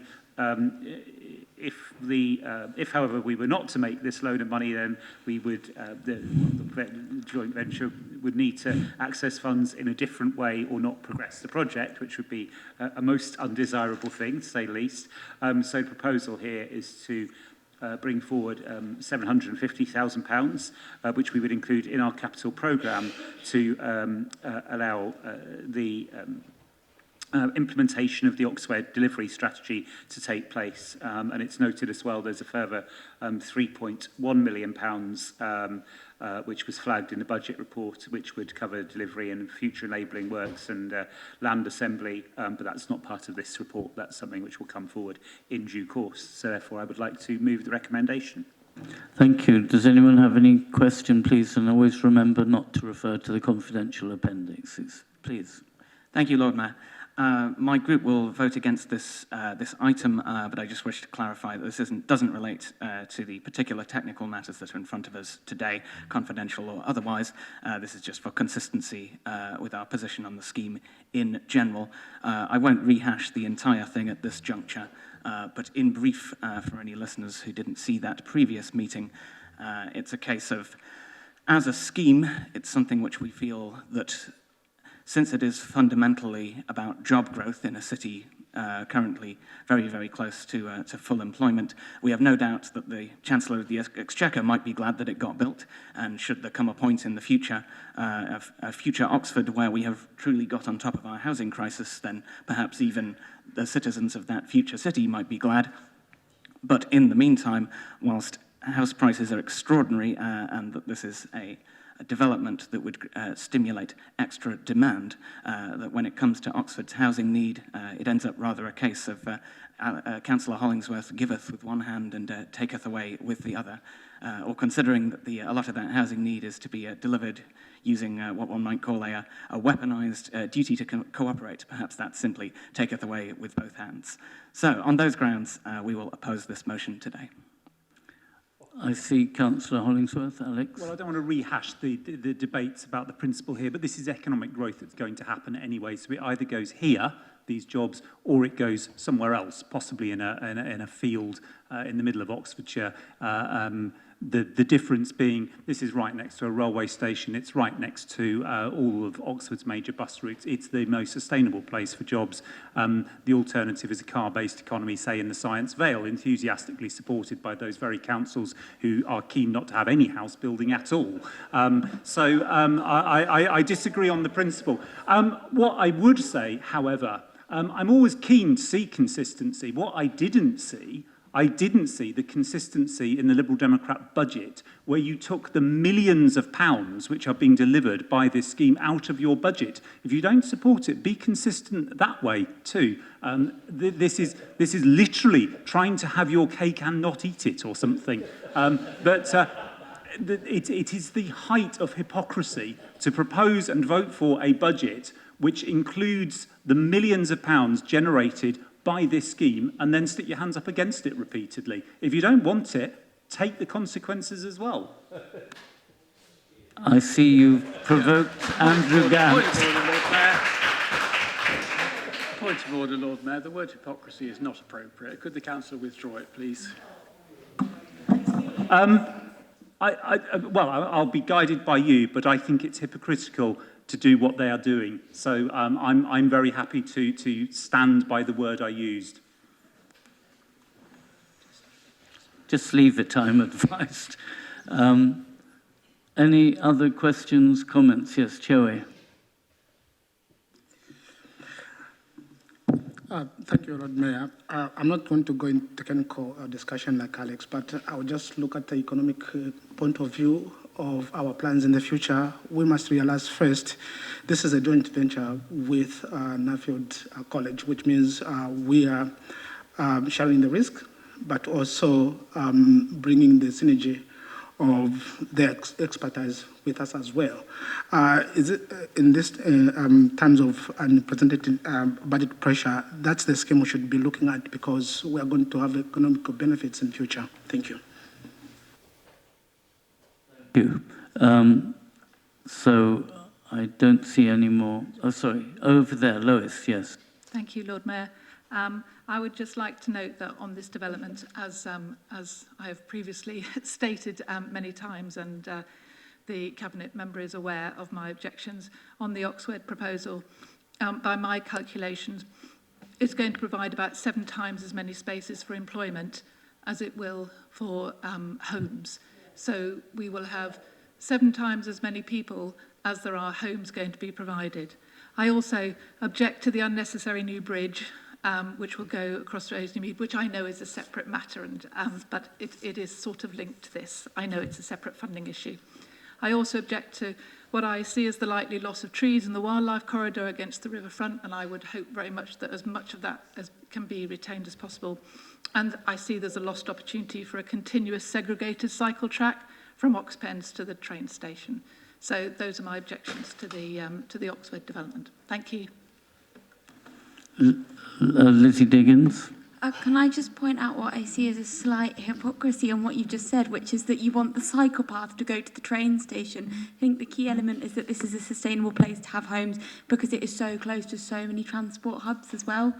I think, as Councillor Hollingsworth's already said, the growth is coming here and we need to support it. We also need to make sure it's happening in as sustainable a way as possible. And I can't really think of a more sustainable way for people to get to work than the combination of a very, very close by train station and potential other active travel, as you have just kindly mentioned. Thank you. Thank you. Ed. I was intending to sum up, Lord Mayor. Is that right? Yeah. A couple of things. One is, a few minutes ago, Councillor Smoten was asking me about planning committee, and how it was going and doing its job. I do find it interesting. He's spoken for his whole group, saying they object to this scheme on principle, and they oppose the principle. But of course, presumably they'll be recusing themselves en masse then from any deliberation on the planning application when it comes forward, because quite obviously as members we shouldn't be taking a view, opposing on principle schemes that are going to come forward for the planning Planning Committee. I found that quite odd. Maybe time. He was talking about member training. Maybe it's time for a bit of a refresher course. The other point, Lord Mayor, is actually we need to. I think we owe it to citizens to approach these issues when we have a report in front of us with recommendations with a degree of seriousness, and that means debating the point at hand and not other points. The point is we've got a local plan in place, we've got the other underpinning planning documents, and that specifies what's to come forward in Oxpens. We've then got obligations, legal obligations with our partners in Nuffield. And what I would really want to understand is if the opposition want to vote against this, then fair enough. What do they expect the effect to be?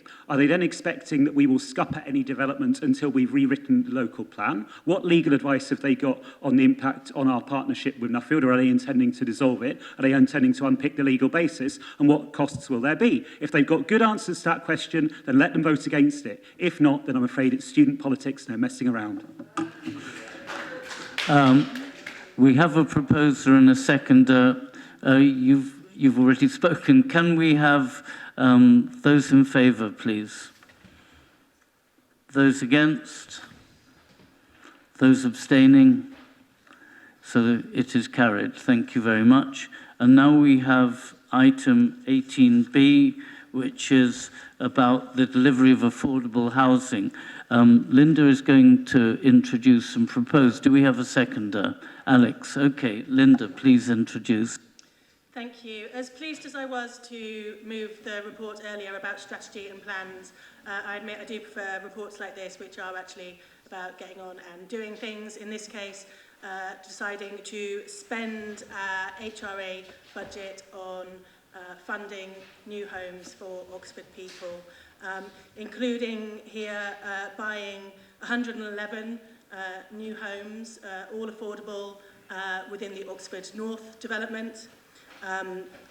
Agreeing to fund new homes at the adjacent Goose Green, which is a council-owned site, which becomes accessible through the agreement that we've made within Oxford North. And also agreeing to buy the 32 affordable homes which have planning permission has been applied for at Meadow Lane in Iffley. So those are the main recommendations, and there's also some adjustments to budget included in the report as well to reflect rising construction costs above the board, but also reduced costs at the East Oxford Community Centre project because of greater certainty there, because we've actually got a contract agreed, and also the deletion of the Juniper Drive project, which we've decided not to progress at this time. Thank you very much. I'll take Andrew Gant then. Oh, you're seconding, but are you reserving? No, I'm speaking. I may preempt Andrew's point, which I think I can predict, but maybe not. The 2 points I wanted to make, well, no, it's one clear point. Two of the sites in question, Goose Green and Meadow Lane, do not currently have planning permission. So this report is the allocating of the funds. It makes no predetermination or prejudgment as to whether the sites in question will get planning permission. The reason for bringing this forward now is set out in the report, and it is to allow, in the event that planning permission is granted, and I emphasise that conditionality, it will allow the housing company greater certainty and therefore lower cost at a time when uncertainty is driving really significant costs of construction inflation in any scheme. So it's to that end. So I think it's important to emphasise that while Oxford North has planning permission and therefore there is certainty, the other two sites do not yet have planning permission, so there is a necessary degree of uncertainty, which will be down to the planning committee one way or the other to resolve, and we as a council have no place in telling them how to do that. Thank you, Andrew.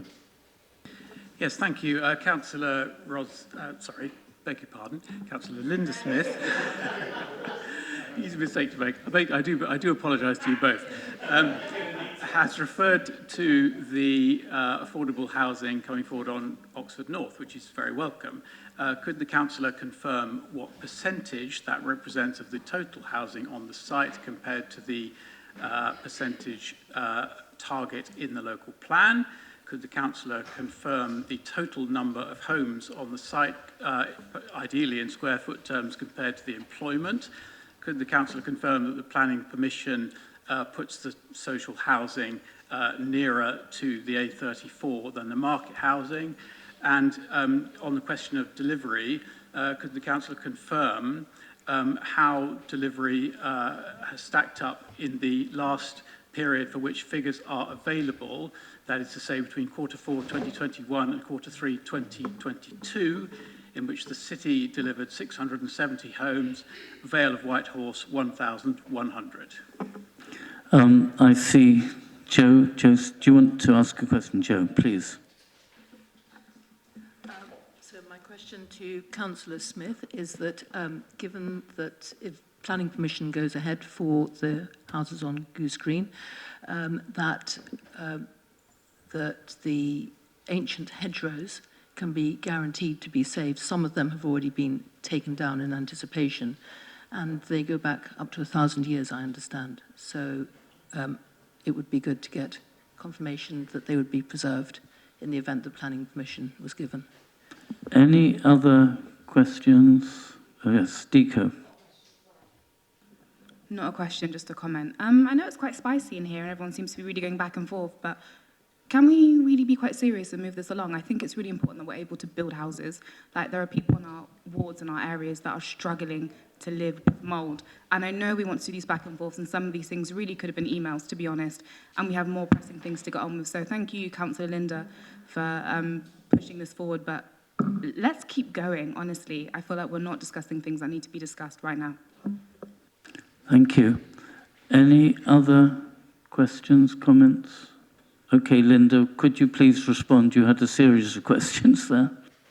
Yeah, I don't think Councillor Gant can expect a detailed answer to all those multiple technical questions this evening, so I'm happy to write to him. What I can say is that the 111 affordable homes we have agreed to buy are 100% of the affordable homes coming forward within this section of the Oxford North development. So this section is called the Canal Side scheme, and 35% of the homes there are affordable, and that's the 111 we'll be buying.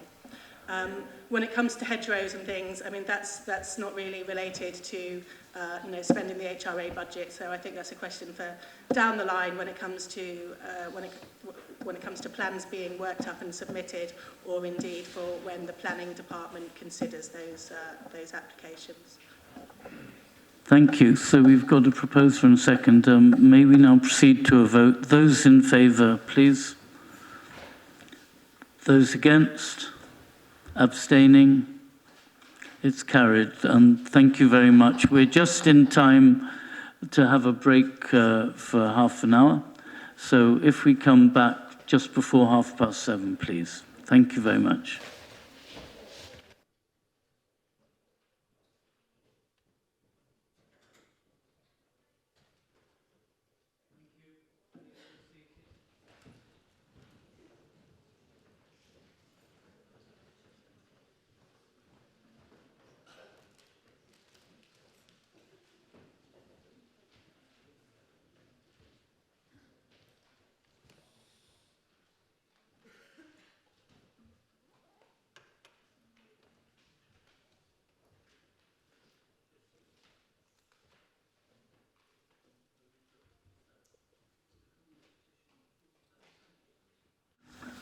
Sorry, I was just checking the order in which we have the public addresses and the petition. So agenda item 14 is the one we'll begin with.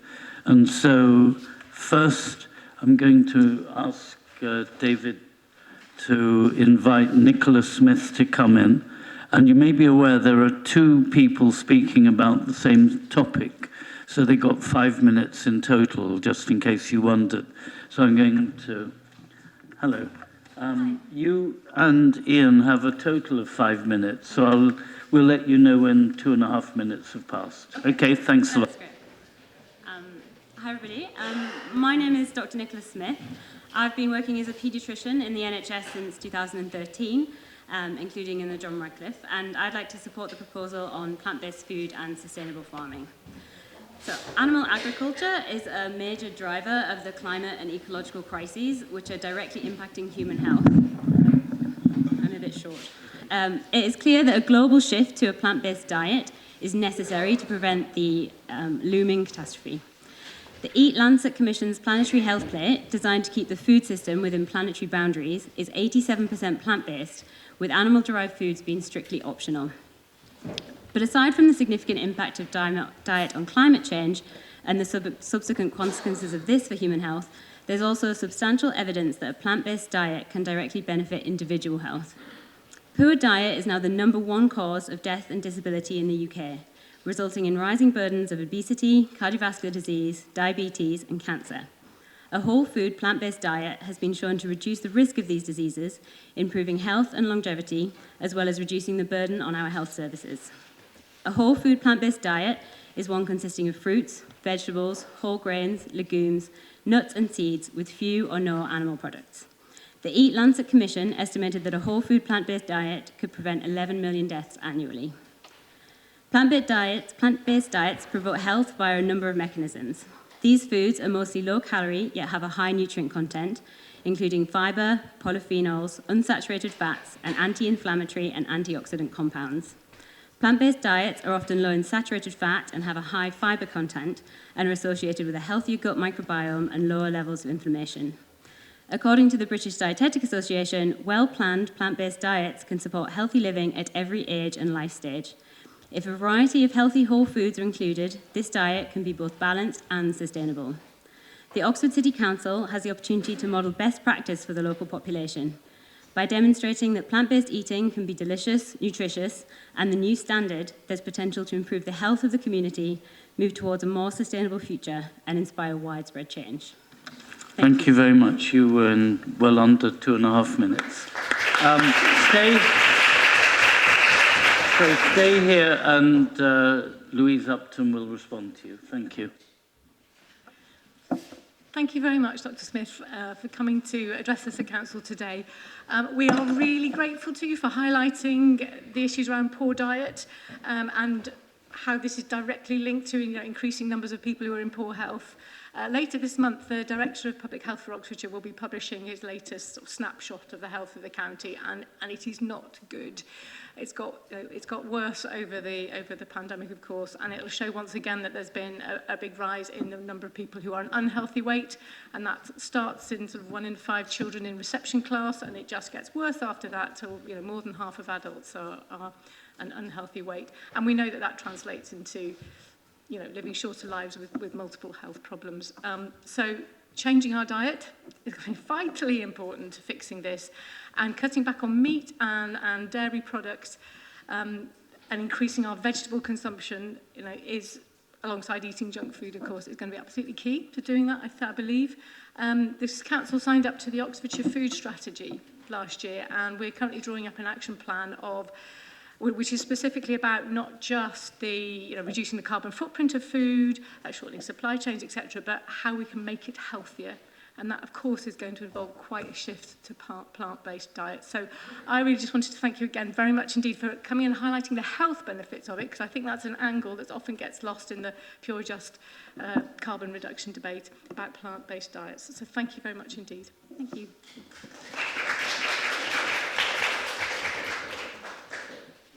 Ian, yes. Sorry.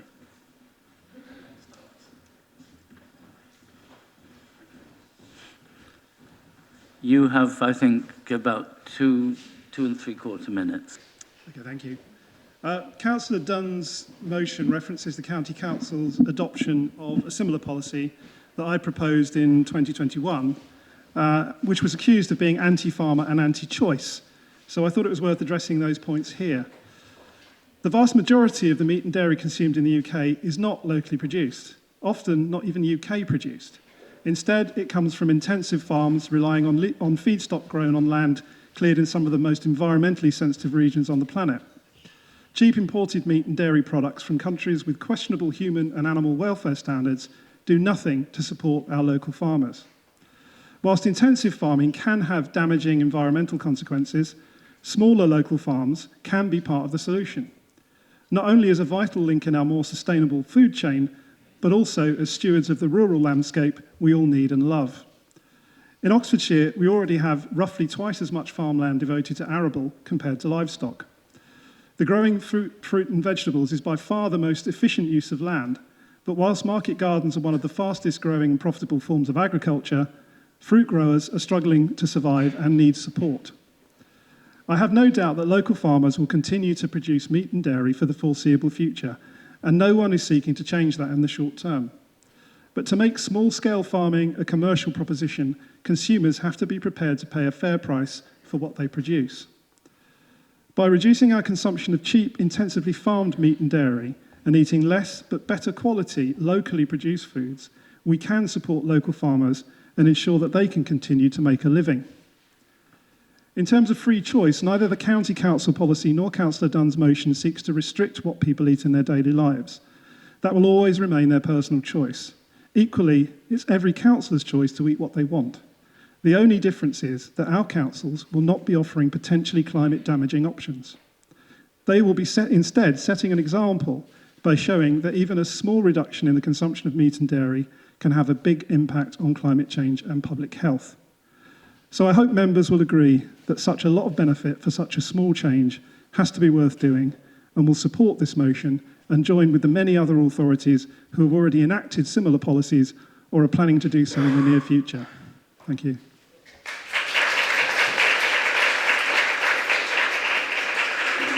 I'll invite Anna Relton to respond. Thank you, Lord Mayor, and thank you, Councillor Middleton, for coming to address us this evening.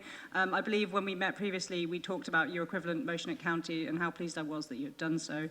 So I fully endorse the points you have made around the impact of intensive farming and particularly livestock farming in terms of carbon emissions. So, of course, as a Tier 2 authority, we have very limited interactions with farmers relative to our district neighbours and certainly yourselves on the County Council. So as you may have also heard, in terms of our own food consumption on the City Council, much of the catering for Oxford City Councillors was removed as a budget-saving measure a few years ago, and all council-run events where food is served does already have plant-based food alternatives, which I have been enjoying, which is nice. The Climate Action Oxfordshire campaign, which we jointly run, is urging people to reduce their personal carbon footprint and help their wallets by cutting back on meat, if not removing it completely from their diets. And where I think we can make a real difference is continuing to encourage our residents to look at their own diets and to reduce their meat and dairy consumption. After all, we don't need a handful of people like ourselves being vegan. We need millions of people doing it imperfectly. Thank you very much. Thank you both very much. Can you invite Judith Harley, please?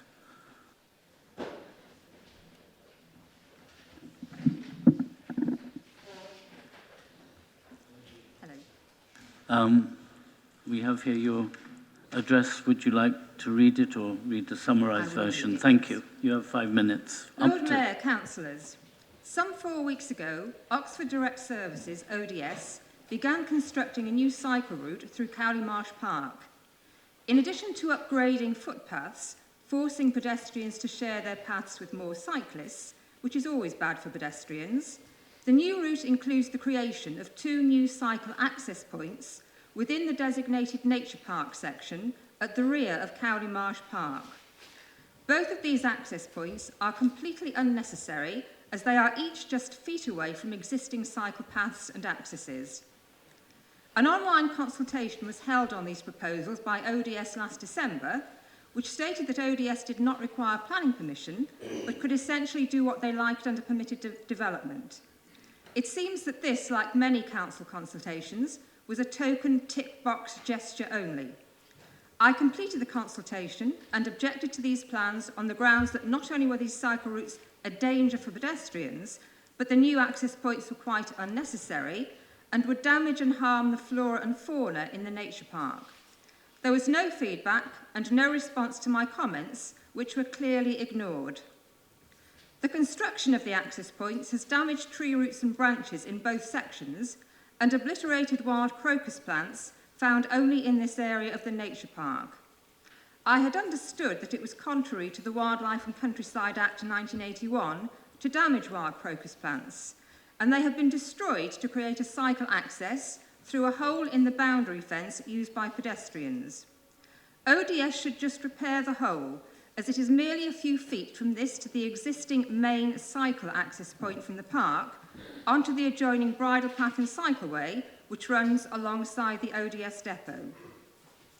For the past 4 weeks, since work on these cycleways began, I have been in email correspondence about this with ODS Highways, Councillor Chui Munkongi as Cabinet Member for Parks, and my ward councillors. I have sent them photos of the damage and destruction and tried to get this unnecessary work halted. I have asked each of them to meet me in the park to see how unnecessary are these additional cycle access points. To no avail. ODS claim that they will dig up the crocus bulbs to plant elsewhere. As this is the only spot where they flourish, I doubt if they will survive elsewhere. I have asked ODS if they have a licence to do this, but have received no reply. Tree roots have been damaged and broken. Tree branches have been cut, and more will be deemed to be in the way of cyclists.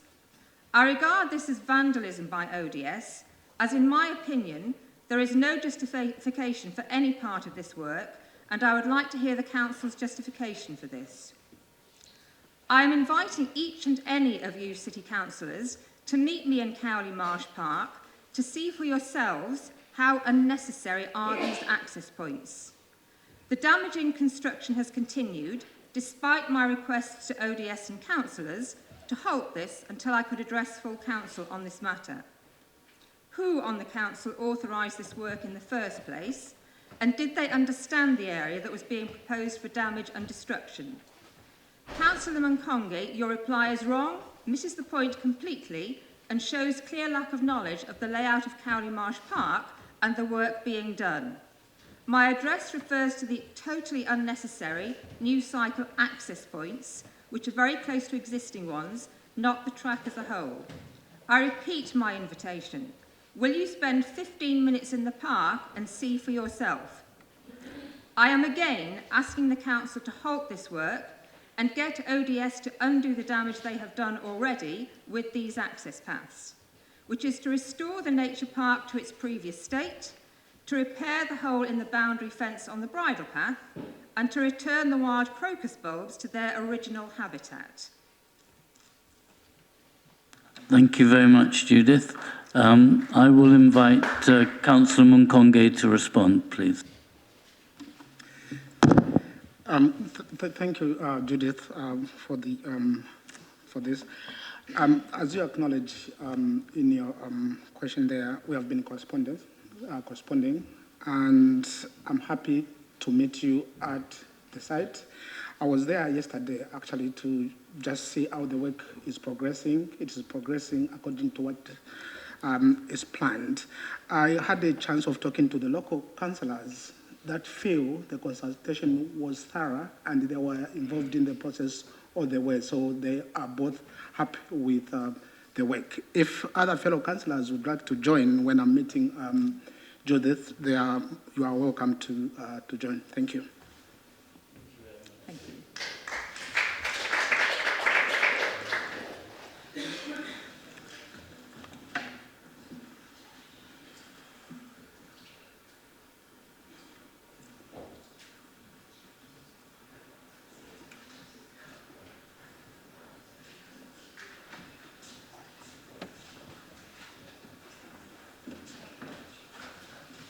Hello. So you are Jocelyn, yes? And then... Patricia's my colleague. Oh, your colleague. Okay, fine, thanks. Please, you know you have 5 minutes, up to 5 minutes. Yes, thank you. Councillors and officers, thank you for the opportunity to address you about the reapplication by the Environment Agency for its Oxford Flood Alleviation Scheme. I'm Professor Jocelyn Wogan-Brown, an Oxford resident, badly flooded in 2007, and I speak for a residents' forum, the Oxford Flood and Environment Group. We share the consensus that Oxford needs a flood scheme, of course, and we accept around 85% of the proposed measures, such as embankments, bunds, and new floodgates. But we agree with 91% of resident respondents to the previous application in opposing the scheme's most expensive and destructive element.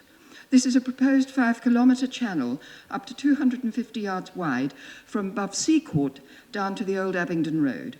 The channel will destroy Oxford Wildlife Corridor in the Greenbelt, devastate habitat for protected species, give poor and uncertain value for money, and cause loss of the nationally rare MG4A flood meadow grassland in Hinksey Meadows, all this without fully addressing flood risks. The channel has been strongly criticised by independent expert hydrologists, botanists, environmental specialists and planners, cost-benefit analysts, and it is intensely opposed by residents. Not enough has changed in the EA's reapplication. It fails adequately to address key issues. Some examples are major flaws in the hydrological modelling. This would undermine the basis for the scheme at a planning inquiry. 2. Failure to heed advice from both the city and county council's ecologists and from wildlife groups and independent experts that Hinksey Meadows MG4A grassland is irreplaceable, much more so than Port Meadows.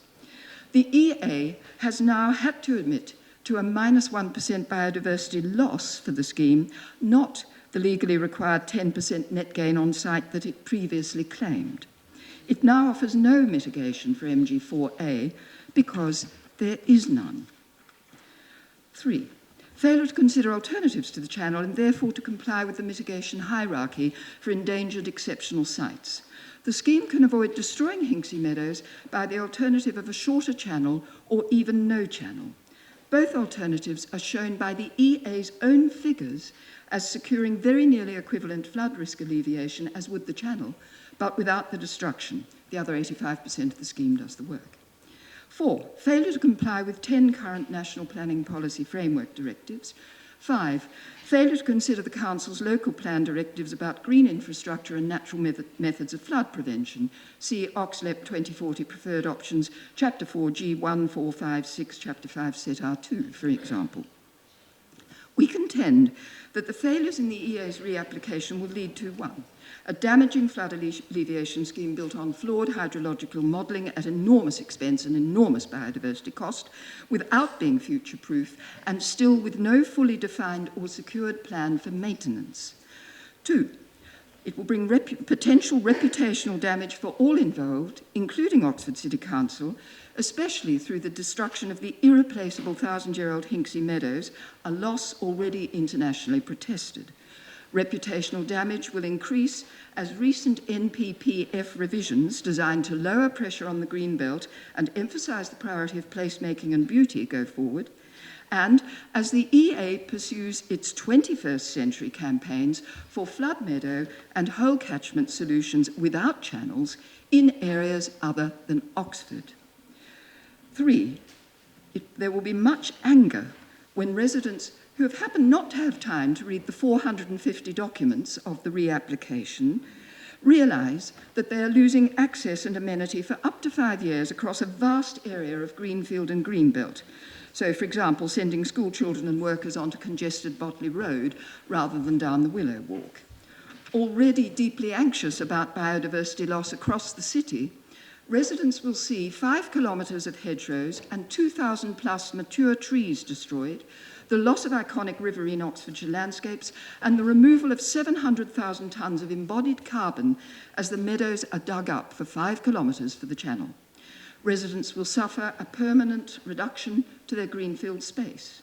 For mitigation, they will have some partly fenced off, that is, wetland, which is a biodiversity loss compared with flood meadow, and if they wait a couple of decades, some off-site saplings on land the EA has not yet secured with no adequate maintenance plans.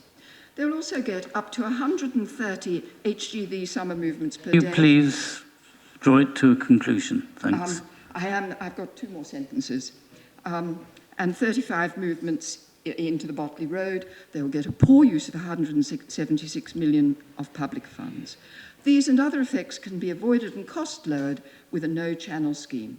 We ask, does the Council really want to support this expensive and flawed scheme? And we ask you to say yes to the flood scheme, no to the channel.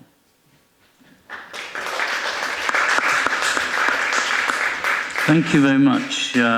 I see you have a written response, but maybe Alex Hollingsworth would like to read it. I'm happy to read out the written response, so it's on the audio-visual record. And just to add a sentence to it, this is a live planning application. It's been submitted to Oxfordshire County Council, who are acting as the planning authority here. So just to make sure everyone in the chamber, obviously the petitioners are well aware of that, but everyone else as well. Oxford has a long history of flooding. Significant floods in recent decades have caused damage to homes, businesses, closed the railway and major roads into the city. And with the effects of climate change, this is only expected to get worse, with thousands more properties potentially at risk within 50 years. So Oxford City Council believes, therefore, that a flood alleviation scheme is urgently required. The Environment Agency and their designers have considered more than 100 combinations of options to reduce flood risk from the River Thames in Oxford. Extensive consultation has been undertaken by the EA to ensure that the proposed scheme acknowledges and addresses concerns raised by the public. The EA have considered alternative ideas that have been put forward by both individuals and groups in the community, and they are confident, the EA that is, that the design and consultation process has resulted in the best scheme for Oxford, and as a partner to the OFAS scheme, the City Council supports this approach. Full environmental assessment has been undertaken by the EA and will be subject to scrutiny from consultees and regulatory bodies through the formal planning process, which is underway now. The City Council will provide a response to the consultation as a local planning authority, but it will be the responsibility of Oxfordshire County Council as the determining body in this case to decide whether or not the proposals are acceptable in planning terms. As with all development proposals, there will be impacts, and mitigation, compensation, enhanced measures to address these impacts are proposed and will be judged by the County Council. With regards to grassland habitat, the EA recognises the importance and scarcity of the floodplain meadow habitat present in, in Hinksey Meadow. The impact of the existing meadow will be minimised, with the scheme resulting in the loss of 1.33 hectares, with compensatory lowland meadow habitat created of 17.8 hectares. Impacts on biodiversity are, as you would expect, taken very seriously by the Environment Agency and by the Council. Detailed surveys have been undertaken for protected species and habitats in the scheme area, and impacts of biodiversity are being assessed using the DEFRA metric. OFAS will be, according to the planning application, delivering a minimum of 10% net gain, though I believe that's not yet a legal requirement, and aiming for further enhancements beyond this. The biodiversity net gain will be secured by Oxfordshire County Council as part of any planning permission granted, and it is a decision for them as to how to do that. This approach is proposed in order to avoid loss of biodiversity and to provide betterment as a result of the scheme. This construction process has also been considered by the EA and by the partners, particularly by Vale of White Horse Council, who are most impacted, and measures taken to reduce disruption where possible. The Hall Road will be built specially for construction traffic within the scheme area to reduce the need for lorries to use local roads to access different points of the site, and a second planning application will be submitted to run alongside the main scheme to transport excavated material from the construction site by rail. Thank you very much. And now we have another question from Judith Harley on the new park bench installation in Cowley Marsh Park. Hello again. Earlier this year, a table, benches and shelter were installed in Cowley Marsh Park. A press release described this as pastel-coloured covered seating designed by teenage girls to understand their experience of green spaces. This is a tacky, garish, brightly coloured intrusion which shows no respect for the green space whatsoever. I and other walkers regard this installation as an eyesore. There appears to have been no consultation amongst other park users over this design, location or construction. This covered installation near the children's play area is a magnet for drinkers, smokers and drug users. It provides a sheltered area with a table for their goods and benches for them to sit. There is no litter bin, so the ground by the installation is often strewn with unsightly rubbish, drinks cans, food packaging, and other items. Mud is often smeared over furniture and shelter. I have yet to see any girls use this space. My question: will the council remove this unsightly drug, drink, smoker shelter close to the children's play area? Or if not, explain how they will monitor and restrict the misuse of this shelter and keep the area clean and litter-free. Thank you very much. Chewy, I invite you to respond. Thank you, Judith, for bringing this question to the council. Really, I am disappointed that you never consulted before bringing this in, because obviously I've been good enough to correspond to you. When this picnic bench was being launched, I was there. And I can tell you there's a lot of things I've done on the council. I've not been documenting or present myself because I felt that was really my job. But this was real deep down my heart when I saw the young girls happy. I don't know what to say, but you have violated one thing that I never foresee about the drug users at the picnic bench. I have spoken to the local councillors who have highlighted that there's been previous drug misuse and antisocial behavior, especially at the adjusting pavilion. That I'll take with the council officers who will look into that and will be monitoring that. I'm not sure if it is going to be taken down at the moment. Probably it's a possibility, I'm not sure, but it was designed by the young women. Just to remind you, the material used was of that recycled material, hence the appearance. So if you feel that is bad in your eyes, I'm really, really, really sorry, but it's good in their eyes. Thank you. Thank you very much. Thank you. So may we now invite Alice Isley to introduce her petition. Sorry.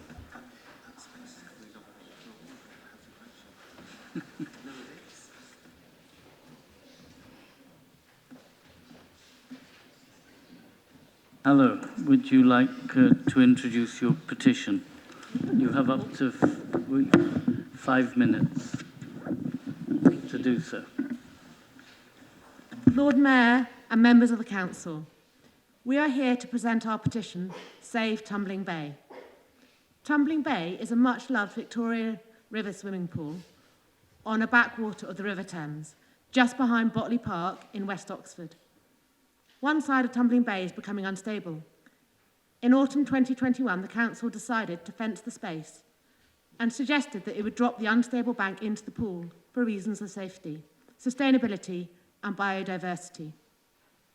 2,267 petition signatories thought differently and are asking the Council to preserve the historic character and shape of Tumbling Bay by seeking to repair or replace the existing wall, ensure that ladders continue to be in situ to allow people to get out of the river safely, work with local residents to explore ways in which funds could be raised to pay for the renovation work.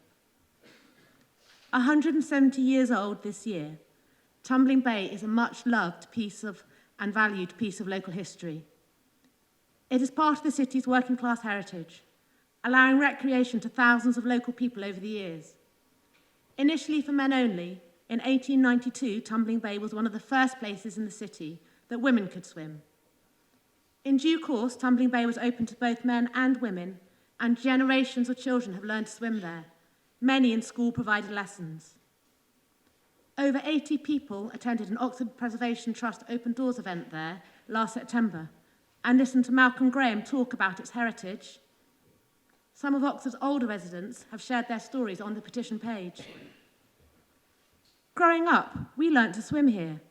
What joyous moments were captured. It's a shame that our children are unable to benefit from the same experience. Let's repair and allow more memories to be created. Went there as a child, then always took my children there during the summer months, along with all the other local mums and dads. This was, and should be again, a safe place where people can enjoy the river. Abdicating responsibility by allowing it to decay beyond repair is disingenuous. Let the local community work out how to repair, restore, and finance it for the community. And one was, I used to swim there in 1957. Tumbling Bay is still very popular for swimming, as demonstrated by this petition and by the hundreds of local people who swim there every year. Council thinking seems to be driven by safety concerns.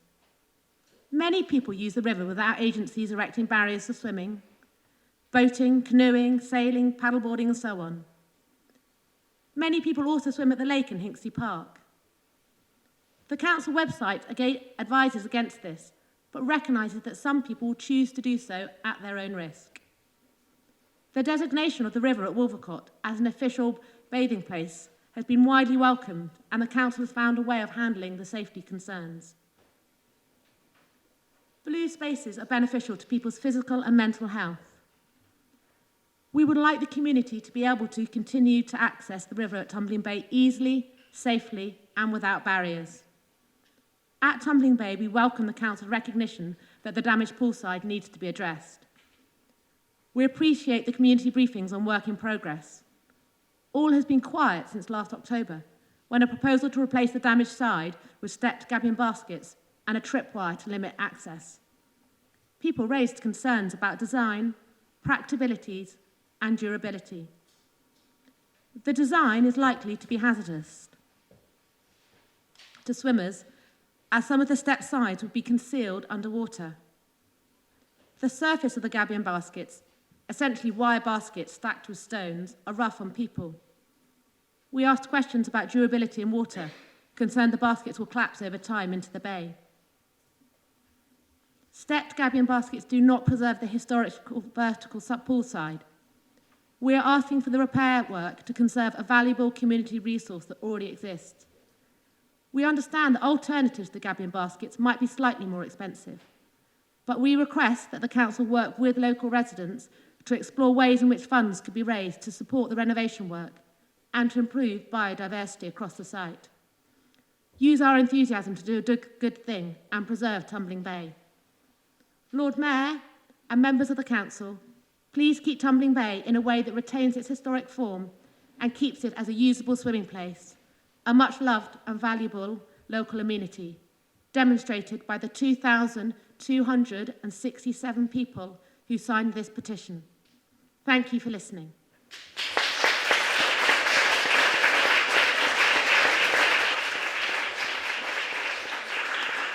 Thank you very much, Alice, and you're a role model for keeping just in time. Thank you. Now, do we want to note the petition, or do we want to proceed to have a debate about it? Is there, you want a debate? Is there a proposer? Thank you. A seconder?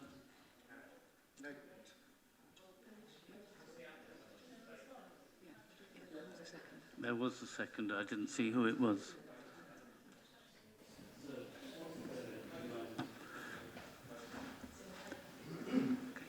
Okay, now we have a debate on the petition. That is the procedure for a petition. We now proceed to have a debate, and then at the end we have to decide, do we note it or do we go further than noting and asking for specific action? So who would like to open the debate? Jemima? I think it's a very timely topic, given that swimming has become such an issue here in Oxford, and particularly given that we're working hard at the moment to get the water tested in Hinksey Lake for specifically this reason.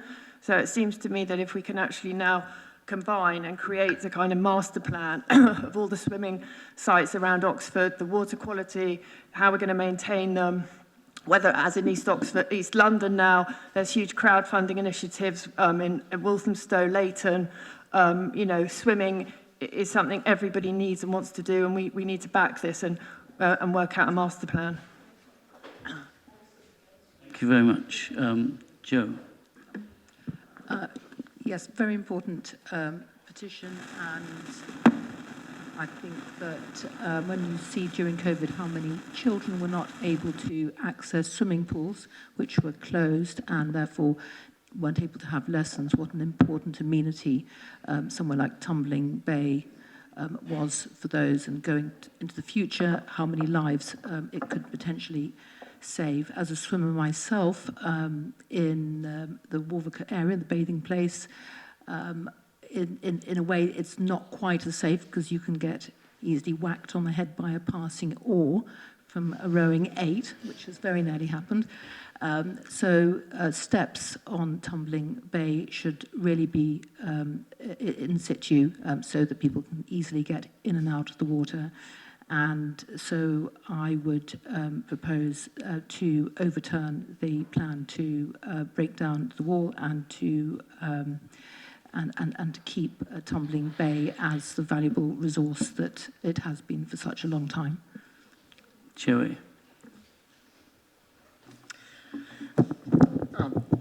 Thank you, Your Lord Mayor. I thought I was the one who was supposed to speak first because I was the proposer. Hey-ho, but I will continue with my speech.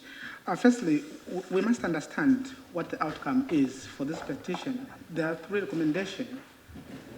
We agree with all of them. The first one is just the implementation. So the implementation, what is proposed is the replacement of the like-to-like with a concrete embankment. We are proposing for the Gabion stone wall. What this does is, first of all, the capital outlay is cheaper than what is being proposed, but more importantly is the ongoing maintenance cost. We must also realize that this has been agreed with the environment agents, and it will soon go into the planning application process. So it's something that will be decided upon in future. So I would really think about what we are debating, and really to take into consideration that we are also with them. We have engaged with a group, firstly pre the petition, as well when the petition was started to clear our thinking. Even in October, we presented the alternatives of what we can do. One of them, for example, was the naturalized that wasn't even viable. So when we consulted the environmental agents, the alternative is the Guardian. We agree also to replace the ladder. So a new ladder is going to be installed. Thank you. Thank you very much. Tom, you put your hand up, yes. To support such a good value local resource. I mean, it's a fantastic good value and provides a huge amount of benefit to lots of people. I'm sorry. I'm just saying we should. I largely support the petition. It seems very good value to support an effective use of what is a very attractive and useful public resource. Thank you. I'll take Linda and then Catherine and then Alex. Thank you. I'd like to thank our petitioners this evening and everyone that signed the petition. I mean, Tumbling Bay, it's obviously a really well-loved spot by people using it for all sorts of things and people that just appreciate it as a beautiful place full of nature. I'm really pleased to hear from our Cabinet member that the planning application hasn't yet been submitted, and I hope that will provide a chance for further dialogue between members of the community and the officers responsible and the Cabinet member to hopefully work on getting that planning application as good as it can be, and I really hope submitting something that will have the broad support of people that use that site. So thank you very much, Mr. Mayor. Thank you, Linda. Catherine? Thank you. And I agree with what Linda has just said as well. But building on that, I'd like to just say it was mentioned by the petitioners was the opportunity for the community to contribute to the costs as well of some of this. And what we often hear is that financial resource is a limiting factor always for us as a council in doing what we want to do.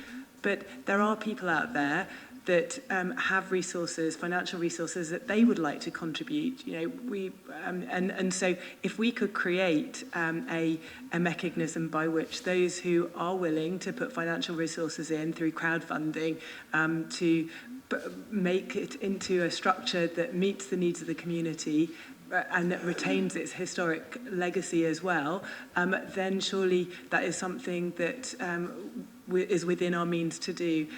Just as a completely separate example, but I understand that in Farringdon, where they've got the learner cycle track there, they had crowdfunding that supported the establishment of that as a community resource. So, can we use this as a mechanism? And if so, can we put that down as a recommendation? Thank you. Thank you very much. Alex?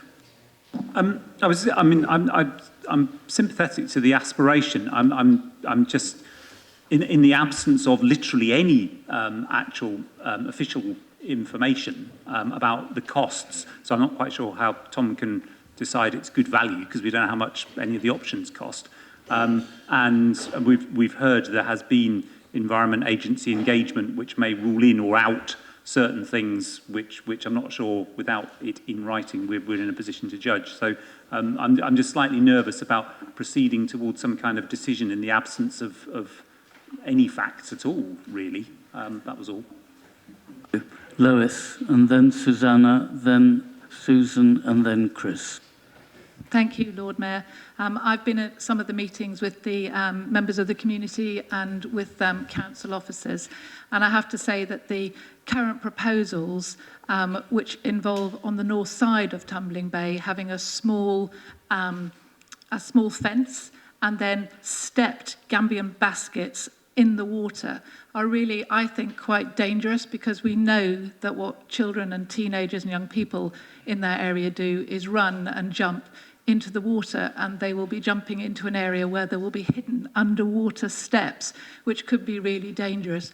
So I would urge council here today to ask the cabinet member to re-engage with officers and to look again at these proposals and to consider crowdfunding, because we know West Oxford, well, I certainly know West Oxford has a huge successful history of crowdfunding all sorts of different community resources, and I think if asked to, West Oxford would step up to this one. Thank you. Susanna? Yes, I think I need to sit here. Yes, I'm grateful to the petitioners for coming along. It's very good to hear from them. And I would like to reassure people, including Councillor Landell-Mills, for instance, that the council is not proposing to get rid of Tumbling Bay Bathing Place or prevent people from swimming. Some people seem to think that we have to fight to preserve Tumbling Bay Bathing Place, and that's not the case.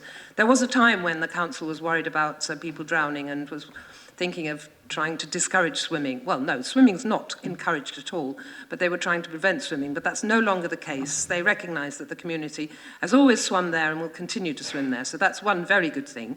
It's a pity the council didn't put the promised ladder back in long ago. It should have been in long ago. And it's a pity the council didn't keep in touch, as they promised to do, with the community while the plans were being finalised. As I understand it, what the petitioners want would necessitate removing the whole of one concrete wall. There are 4 concrete walls, because the bathing place, if you don't know, it is divided into 2, and then on each side there's a very large solid concrete wall, and one of them is falling away from the bank, and that's the northeast one, and that's the one that we're worried about. So that would have to be removed, as I understand it, which would be incredibly difficult and expensive, and then it would have to be replaced with a huge quantity of more concrete, and that would cost well over £100,000, as I understand it. But as others have said, we do need more information before us in order to make a decision, and it certainly merits a further look at it. So I hope we can do that. And one last point. These new plans were sold to us as a way of increasing biodiversity, because the gabion baskets will have stones in, but also aquatic plants, and they would be very good for biodiversity. But I was interested to hear from the petitioners that they can think of other ways of increasing biodiversity in that area. So that sounds very hopeful, and I'd like to hear more about that and see the council taking that into account in presenting various options to us again, please. Thank you. Susan. Thank you, Lord Mayor, and thank you to all the petitioners and to all those in West Oxford who care so much about Tumbling Bay. And I know I've spoken to many local residents myself in the past about this, and I know it is a much-loved resource. So I think it is important to emphasise, as Susanna has just said, that we are committed to preserving it. I think really the most important thing for us at the moment is to note the petition, but also to make sure that we do undertake further discussions with local residents and before any final decision is taken about a planning application, and that will allow us to go back to local residents with some clear views about their proposals as well, and to take on board as much as we are able to in the full understanding of what the costs of all of those proposals are.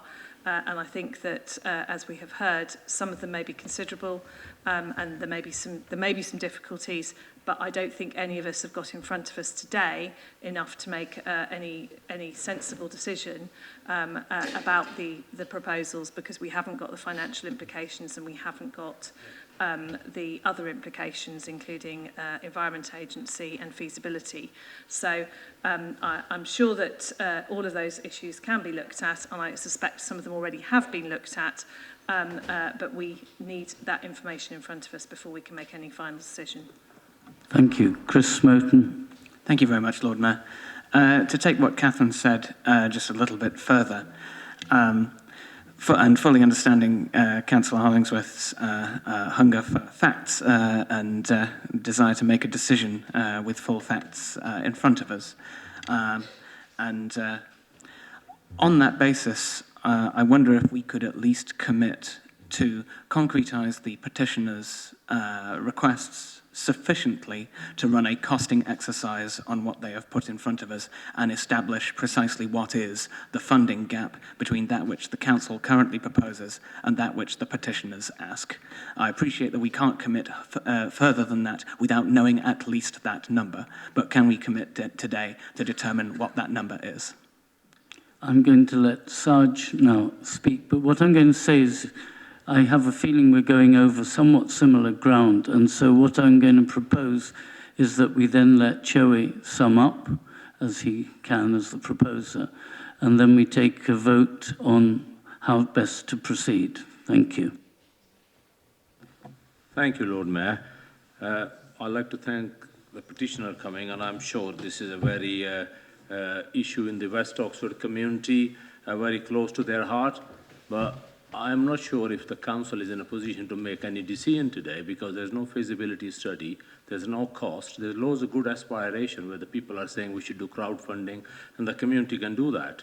So I think I would probably assume from the portfolio holder to note and make sure where council in the past did not done what earlier Council Pressel said about the engagement. So make sure there's an engagement and coordination between City Council and the Environment Agency, and make sure the residents are on board. Thank you very much. I mean, I'm going to invite Choe to respond, but my suggestion is, after this debate so far, is I thought, Susan, I don't know if it was noted what she was suggesting, which was to note the petition, but then to add some comments regarding consultation. This is still going to go before the planning committee with the costings and so on. I'm sure it needs a form of words. Maybe Choe would suggest one, please. Thank Thank you very much, Your Lord Mayor. Before I propose the course of action, I just want to clarify the estimated cost. So what the petitioner are proposing, the replacement of the concrete embankment is going to cost, this is an approximation, £202,000. So the proposing that we are putting forward, and that has been supported by the Environment Agency, is going to cost us £166,000. Now, this is just the initial cost, capital outlay, but there is ongoing maintenance costs that we are not sure at the moment. So what I'm going to propose now, bearing in mind with what my colleagues on both sides of the chamber has debated, is to note the petition at the moment, and we'll be we'll be undertaking to have further engagement with local residents and petitioners as well. Thank you. Very much. Do we have a seconder for that proposal? Okay, Susanna, I will take the seconder. Okay, may we please vote on it? Those in favour? Those against? Abstention? So unanimous. Thank you very much, and thanks again to the petitioners. Thank you. We now come to the motions on notice, so I am trying to find them. There we are. So the first motion on notice is the 4-day week, and it's proposed by Emily Kerr. And there is, however, an amendment. And you know the process is we allow Emily to propose, and then we turn to the amendment, and then we debate that before we come back to consider either the amended motion or the original motion. So first we'll invite Emily to introduce her motion. Lovely, thank you. So the world of work is changing. And one of the most innovative and successful changes which has recently been piloted at scale in the UK is this concept of a 4-day work week. There are huge economic benefits to firms. There's reduced absenteeism, improved staff retention, and better talent can be attracted. And there are huge benefits to workers: better mental and physical health, improved family life, less stress. There are also positive externalities, such as a reduction in transport emissions and congestion, higher levels of community engagement, and a drop in childcare costs, with men being able to spend a more equal share of time with their children. I'm going to talk a bit about how it works and some of the benefits to firms, and Lucy, my seconder, will talk about the benefits to people and why 96% of workers who've tried it support it. So the 4-day work week isn't about doing less work. It's about working smarter and being more productive when you're at work, with the benefit of a day off for workers. Or as the CEO of one firm who tried it puts it, fundamentally, if you give people this incredible incentive of a whole day of their time back a week, they're going to work really hard to make it work. All firms discuss the problems and solutions with their staff up front, and they plan it jointly. Each firm can operationalise it in a different way. Some take Fridays off. Others might buddy people up with the same skills to ensure that one covers for the other on their day off. Others might try reducing working hours across the week. And the results are astonishing. 92% of the firms who tried it are going to continue. So I think some of the economics arguments from the trial in more detail. Revenues did not drop as productivity rose to compensate for the reduction in hours. The trial reduced employee churn by 57%, which is an astonishing saving in training and hiring. Sickness has fallen by 2/3, again, saving huge absentee costs. And 40% of employees report that they're less stressed, and managers say they're working better. Finally, although there's no data around this, firms say that it helps with recruiting top talent. So, we know that the UK has fallen behind many other rich nations in terms of the amount of value created per worker per year. We also know that, in general, countries with longer hours are not the most productive, and the robust data from this UK trial gives us an indication as to why. Happier workers do better, and gifting people with more leisure time means they are more productive when they do work. The 4-day week is being trialled in Oxfordshire already. Oxlab, who are, as we know, as we've heard tonight, focused on driving economic growth, are kicking off a trial in April. At Oxford City Council, we say we are unashamedly ambitious You for our have city. 15 seconds, Emily. Yeah, this means being at the forefront of historic change. Many organisations believe a 4-day week will be a reality for UK workers during the next 10 years. Putting ourselves forward as a pioneer maximises the benefits of trialling a 4-day week, such as the impact on reputation, recruitment and retention. Thank you very much. Now, are you willing to accept the amendment that's been proposed to your motion? No. Okay. So we now allow Lucy to speak once. I mean, you can speak now I'll speak or now. later. Okay. And then we turn to Nigel Chapman to propose the amendment. Please. Thank you very much. I'm who's telling me?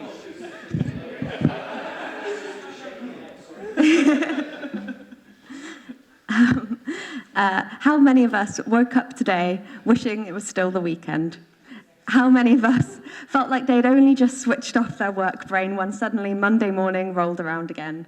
How many of us feel that our life is dominated by our job and everything else is squeezed in around the edges? I imagine the answer, and it seemed from that response like this is true, but that's quite a lot of us, and there's probably a lot of other people across Oxford as well. 35 hours a week plus jobs are wringing us dry, leaving us unable to give enough time to our work or our family or our leisure. So that's why we're asking councillors tonight to back this motion, calling for the council to look at trialling a 4-day week with its workforce. A shorter working week lets workers have a life beyond their job, pursuing hobbies, having extra time to spend with children, friends or families, having the capacity to volunteer with a good cause. Perhaps if more people had a 4-day week, we might even have more people considering standing to be councillors. The benefits of a greater work-life balance are immense, and the overwhelmingly positive results of the 2022 6-month pilot, the world's largest trial of a 4-day week, really demonstrate this. Of the 2,900 employees taking part, 39% were less stressed, 40% were sleeping better, 54% said it was easier to balance work and home responsibilities, more people were spending time exercising. Emily has shown us that a 4-day week is good for business, and from these results, after just 6 months, clearly it's good for people too. The current system, where we work 5 days or at least 35 hours a week, is outdated and doesn't work. Far too many people are being pushed to breaking point by lives that feel dominated by work. Far from the 21st century being a paradise of pleasure, as so many imagined it would be, British people are working more hours than ever before. Full-time employees in Britain worked an average of 42 hours a week in 2018, nearly 2 hours more than the EU average. And this is really taking its toll. The World Health Organization says that 12 million working days are lost a year worldwide due to anxiety and depression alone. The Mental Health Foundation found that in the UK, 20% of women in full-time work have a mental health problem. We know that those who are most likely to face these kinds of mental health issues are probably those who are already disadvantaged in other ways in their lives. So, by writing the work-life balance, we can change this bleak picture. By setting an example here at Oxford City Council, we can encourage more employers to trial shorter working weeks for the same pay. By voting for this motion, you can help make a more positive future for work a reality. Thank you. Now, in the debate on the amendment, we are only debating the amendment. We're not debating the amended motion. Just bear that in mind. So we're going to focus on the amendment to be proposed first by Nigel Chapman. Thank you very much, Lord Mayor. I'm pleased to move the amendment to the 4-day week motion, and I'm sorry if I'm going to come across as a bit of the Scrooge who stole the extra day off. But the first point I need to make is this amendment seeks to deliver a more efficient and sensible approach to investigating the issue, which I think is a genuinely important one. It asks the Council's leader to ensure we draw on relevant local experience, the starting point of seeing what might be possible, wearing her inclusive economy hats, rather than asking the CEO and officers to undertake a vast trawl of companies, many of whose experience is just not relevant to our needs and operations.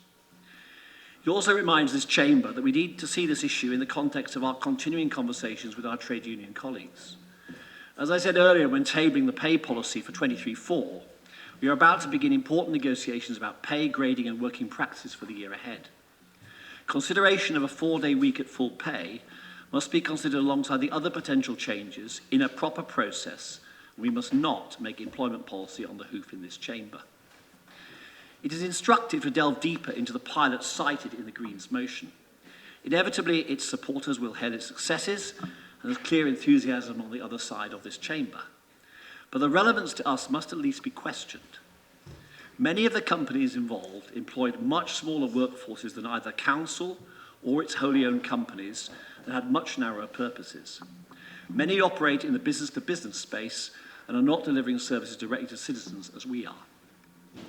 Organisations like us, whose core purpose is to deliver regular service for its citizens, will, I think, find the idea of a 4-day week at full pay very challenging.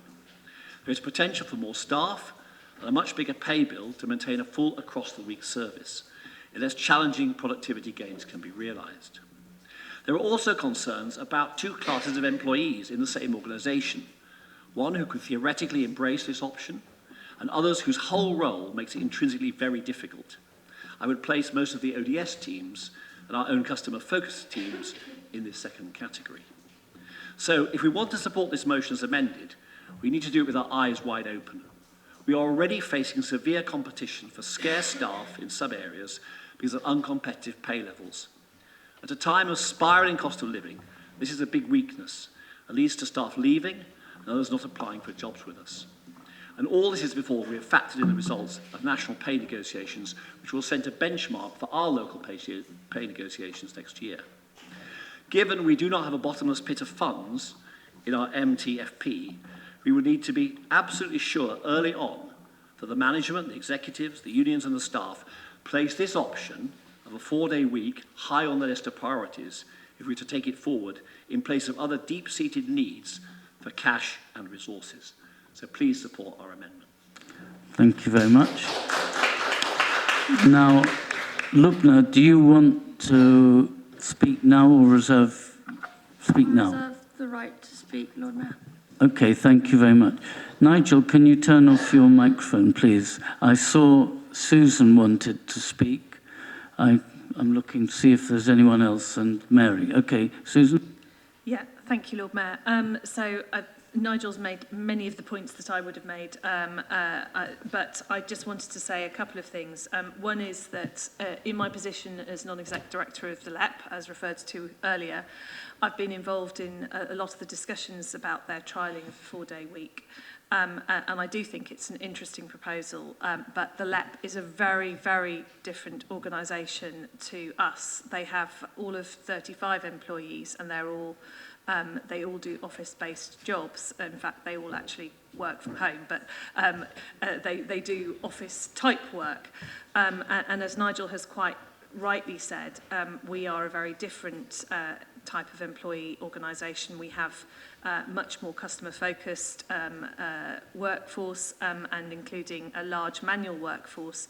I'm also aware, because I've also had quite a lot of discussions with the leader of South Cambridgeshire District Council, which was one of the 61, I think it's 61, organisations that were in the original pilot. And I know that she's very enthusiastic about the outcome of this work. But again, I would say they're a very different organisation to us. They will not have a large direct workforce, and I think that we still need to learn a lot more about how this might actually impact us as an organisation and our staff. I think that I really commend the amendment to people, because it absolutely doesn't rule this out, but it also says we need to do an awful lot more learning. And very importantly, it talks about the engagement with our trade unions, which seems to be absolutely absent from the original motion. So I do think it's particularly important that we make sure that we do talk to our trade unions about this. They may have differing views on whether this is the right way to go. And it is very important that we hear what their voices are and those of our staff. Thank you very much. Mary? No, you don't need to now. Okay, Chris Jarvis and then Ros Smith and Chris Smote. Thank you, Lord Mayor. I don't have a huge amount to say on this, and I think really welcome the contributions from Councillor Chapman. I think it raised some really important and interesting points. And I don't think this is something that we should necessarily fall out about the wording of this motion, because it seems like there is at least a degree of willingness to look at this issue. I guess the reason that I don't feel comfortable voting for the amendment is certainly not because of the inclusion around trade unions, and it's certainly not because I think that there needs to be work done to look at the feasibility of implementing it at City Council level, or indeed having conversations with other employers in the city. But I guess from my perspective, the wording of the motion was very specific, and the report that it requested was specifically to look into the feasibility of this and to have all the kinds of conversations that you've mentioned. What I am nervous about in removing that explicit commitment to have a report produced to Cabinet is that we lose that explicit commitment to look into this, and that we're going to be chasing this at future council meetings through questions on notice and other things to make sure that this that the work is done to look at the possibility of implementing a trial. And so I won't be supporting the amendment. And I think specifically on the point about trade unions, I think I guess I had quite a bit of faith that in a report going to Cabinet that there would be negotiations with trade union involvement with that. It wasn't a mission because we don't think trade unions should be involved. It was a faith in the administration that they would be willing to engage with trade union colleagues. Thank you. So I can't remember which order I took you. Chris and then Ross. Yes. Thank you, Lord Mayor. I will also oppose the amendment on grounds that the language we're hearing from benches opposite, it sounds an awful lot like the long grass. I really hope to be pleasantly surprised, and I hope the administration gets out the lawnmower and gets this idea back out of that long grass and does get it to serious discussion. But on grounds that it takes something which is active and makes it more passive, I will also oppose this amendment. Ros. Lord Mayor, Councillor Smoke has covered what I was going to say. Thank you. Okay, Lawrence. Thank you, Lord Mayor. This original motion has mine and my colleagues' support. It seeks to look at the feasibility of the council having some employees... Are you going to discuss the amendment? Yes. Carry out their normal duties in 4 days rather than 5. Obviously, as Councillor Chapman says, this presents problems for customer-facing staff, but there may be other backroom staff for whom this would be a workable alternative. The 4-day week, I think, is a way of convincing employers that they should not focus on presentism, i.e. just seeing people at their desks, rather than looking at how effective they are in their job. Companies where staff are measured by their activity rather than the time being seated at a desk prosper. Those that don't lose staff who become bored and unhappy as a result become less productive. If replicated in the council, it may have a very good effect on recruitment, and retention is badly needed. Of course this needs careful attention. The requested report should tease out the issues around this in the town hall. And I urge councillors and council to reject this amendment for those reasons. Okay. I think we've had interventions, no more indicated. Lubna, do you want to now use your right to respond? I welcome to second the motion, the amended motion. And the reason being is it lists all the advantages of the 4-day model, and it's improved morale and fewer absences. A shorter working week leads to less burnout, making staff happier and more focused in their roles. Not only does a 4-day week increase employee satisfaction, company commitment and teamwork, but it decreases stress levels. Now, what I really want to mention is that a 4-day week could attract skilled women into more senior roles and reduce gender pay inequality and increase staff retention because they're happy at work. And they see a 4-day week as a key reason for staying. Sorry, are you discussing the amendment, Lubna? I just want to say the reason I also want to, yes, the amendment, for the amendment. I'm seconding the amendment. Okay. Nigel, you don't need to sum up. So you have the right to reply now, Emily. Fabulous, thank you. Yeah, look, it's great that everyone's kind of broadly aligned that this is an idea worth exploring. Again, I won't be voting for the amendment because I believe it is an efficient way of addressing the issue. I agree with Councillor Chapman that it's important to do that. I agree we shouldn't be making policy on the hoof in this chamber. But the original motion asks for a rigorous report, not a trial. And that rigorous report from the Chief Executive would, as Chris highlighted, feed into any discussion. We're not asking for a trial, we're asking for a feasibility study, but a rigorous feasibility study that talks to all of the local stakeholders. I welcome Councillor Brown's experience, and those two examples of South Cambridgeshire and Oxley would obviously be key, relevant stakeholders, as would Wirral Council, who appear to be looking at this and who I would opine do probably have a similar scope of purpose, not one narrower than our own.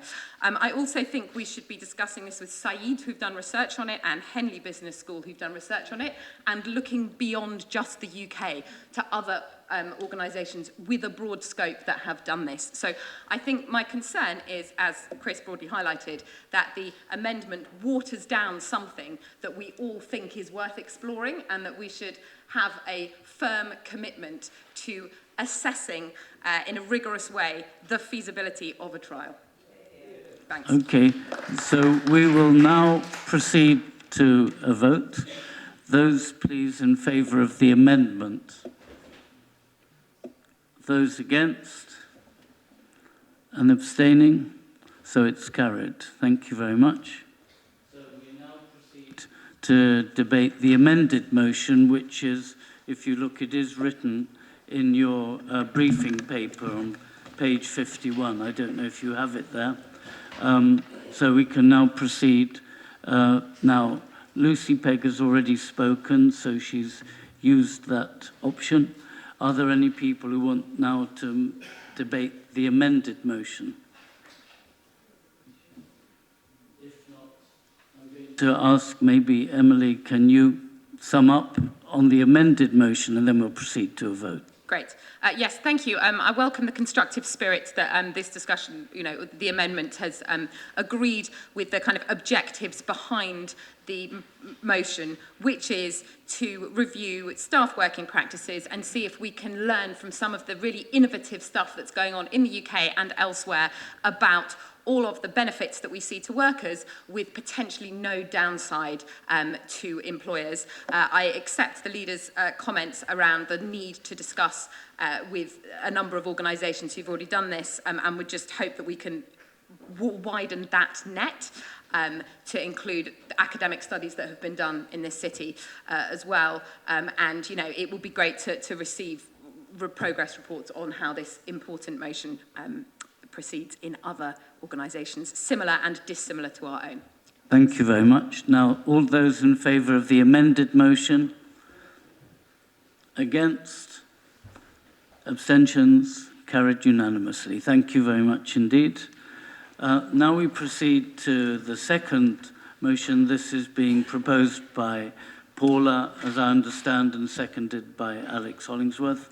So on plant-based food and sustainable farming. Paula. Thank you, Lord Mayor.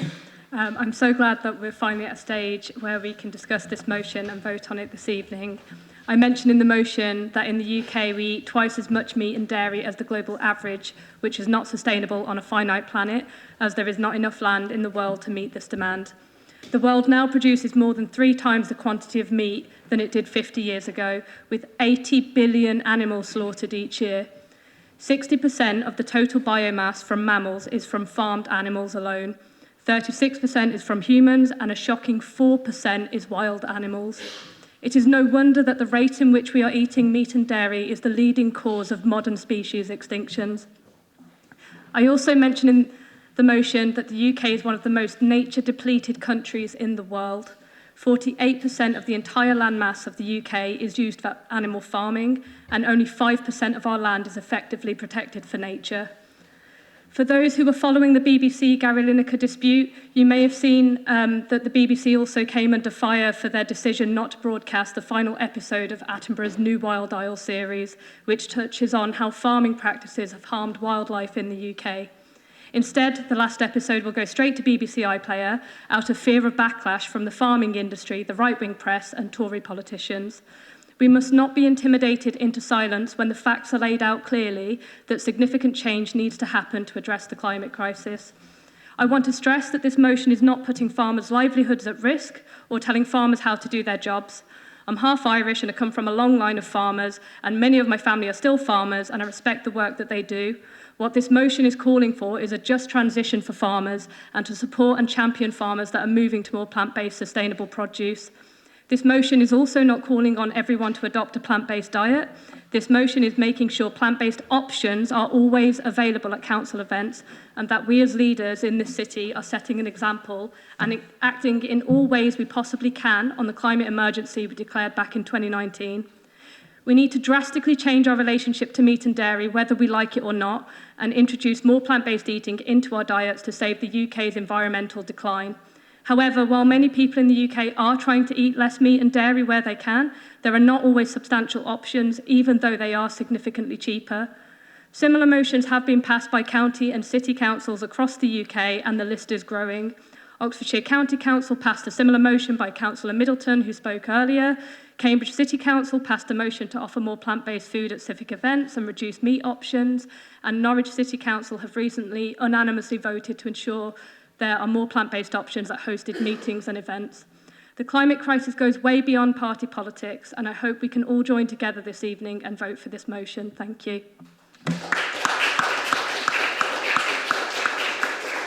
Thank you very much. I'm terribly impressed. People are just in time repeatedly. Well done.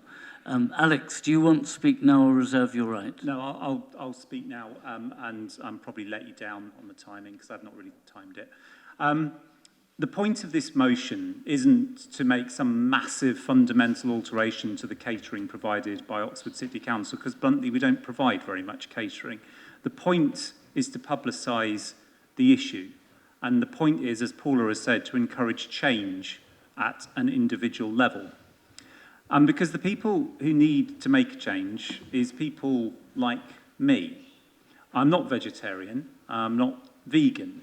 I firmly believe that the invention of cheese is the high point of civilization as we know it. And, I rest that particular case. But it's about making better choices as individuals. We need to choose more locally. We need to eat meat less often, and we need to do it in smaller amounts. If we do choose to eat meat, choose wild venison, a meat which has no natural predators in this country, rather than farmed beef. And the truth is, this is a kind of an issue like traffic. All of us, I think, will have had the experience of knocking on a door and having somebody say to you, well, yes, no, well, obviously, I support the principle of there being less traffic on the road and it being more difficult for some cars to get around, but not me. And this is exactly the same issue. If we look at this and say it's very important that we consume less meat, that we consume less cheese, that we consume more things that cause harm and which are unsustainable, but it's up to somebody else to consume them less, that's not good enough. We all have to make that decision to show that solidarity. And if we want to make change to achieve a sustainable world in which we all take our fair share, and we are all taking a very not fair share at the moment of environmental resources, then it's up to us as individuals to make that change.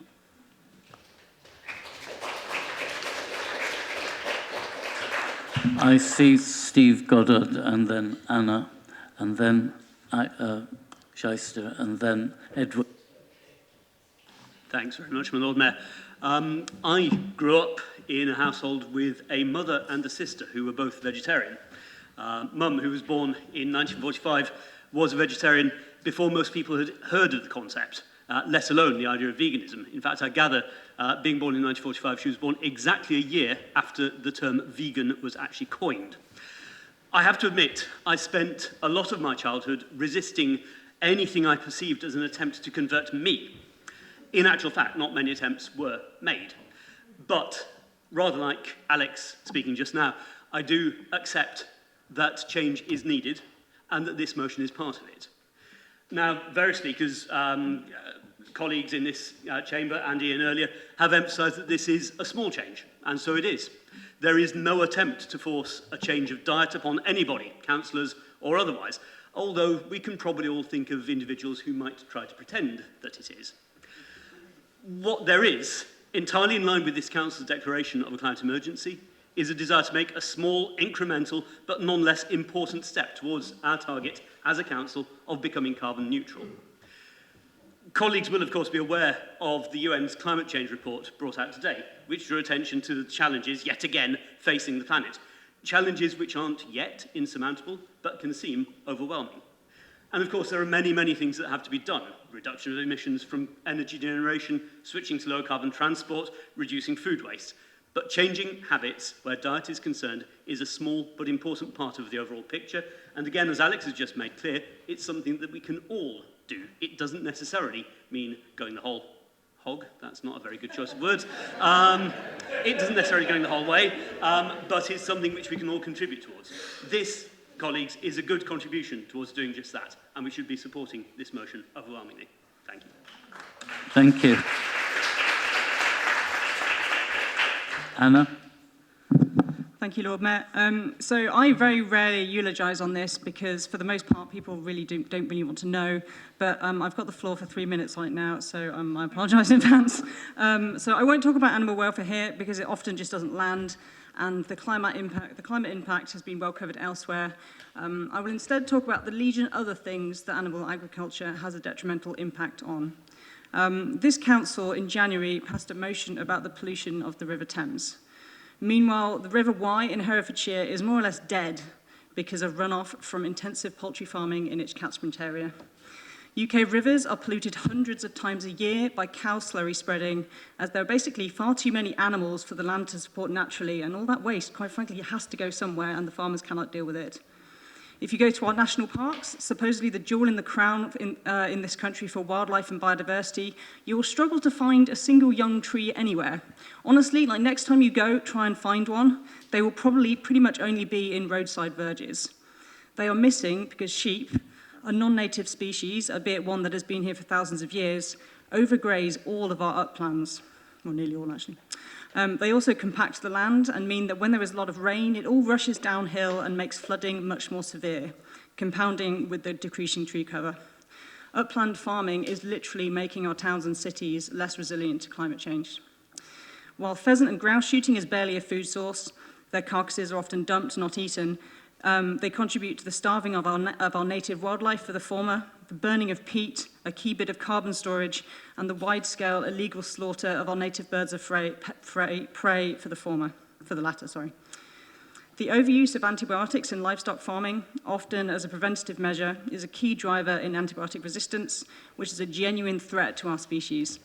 It is estimated that livestock use alone uses 50 to 80% of the total antibiotics produced in most developing countries. Zootopic diseases are another existential threat. See, I told you this was going to be a great, uplifting speech for everyone. Largely driven by the exploitation of animals. Spanish flu was probably from poultry, potentially mediated by pigs. We've had swine flu in 2009, we've had bird flu, we've had MERS, we've had Ebola, we've had COVID. We'd better all hope that African swine flu never jumps into humans. There's then the PTSD and physical injuries of people who work in slaughterhouses. There's the clearing of the Amazon and other rainforests to grow soy for cattle. There's the greenhouse gas emissions, which other people have mentioned. There's the water use, there's the land use. Honestly, I could go on and on. Veganism is an act of boycott. It is a refusal to take part in industries that do not line up with your values. I do not expect everyone to take such an uncompromising position, but I do welcome any moves where people consume less animal products. You have 5 seconds. As I said before to Councillor Middleton, we don't need a handful of people like myself to be vegan. We need millions of people doing it imperfectly, so I welcome this motion.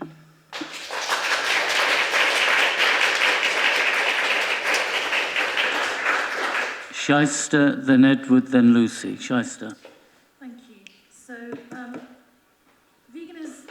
veganism has wrongly been branded as a woke issue by many in our society. I'd like to say some, but sadly it's many, rather than a conscious and ethical choice to improve the planet's chance of dealing with the ongoing climate crisis.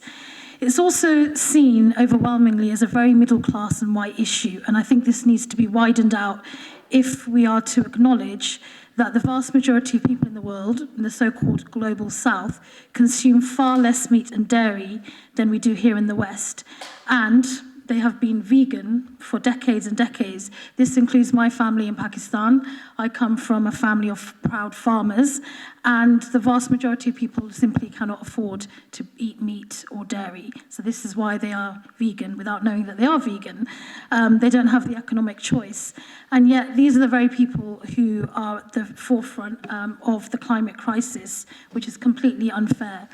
I welcome Councillor Dunn's motion and the opportunity to broaden the narrative around plant-based approaches, and not just because I am a vegan myself, but I also call on the Council here to ensure that any discussion that we have in terms of moving this motion forward is done through the lens of acknowledging the multicultural nature of Oxford's population and making sure that everybody's included in this discussion, and it isn't just done through the lens of a white middle class pastime, which is often how veganism is seen.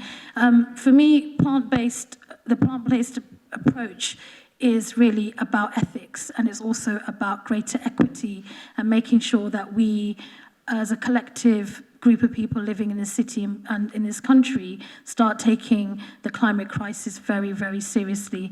Just today, another report has been published, which shows the catastrophic rate of the climate crisis, and it's really, I just think it's not possible for anyone to deny that this is happening, because we're seeing it happen before our very eyes. And I'll just finish up by saying that, as I mentioned, my family overwhelmingly don't consume a lot of dairy or meat because of economics. But recently, as we know, we saw one of the world's first what was it called, a super flood in Pakistan, which was specifically linked to the climate crisis. So this is happening, it's happening at a rapid rate, and it's very unfair that the people who are doing the least to harm the world are the ones facing the consequences of what the rest of us are doing. And I think it's important to link this to this motion. And again, I just want to thank Councillor Dunn for being very persistent and making sure that this motion did get here. And as I always say, the local, the national, and the international are connected. And should there be a backlash to this council and its progressive ideas around plant-based food, I think we should all stick together and make sure that we really focus on the communities of our city. Can you wind up now, Shaista? Thank you.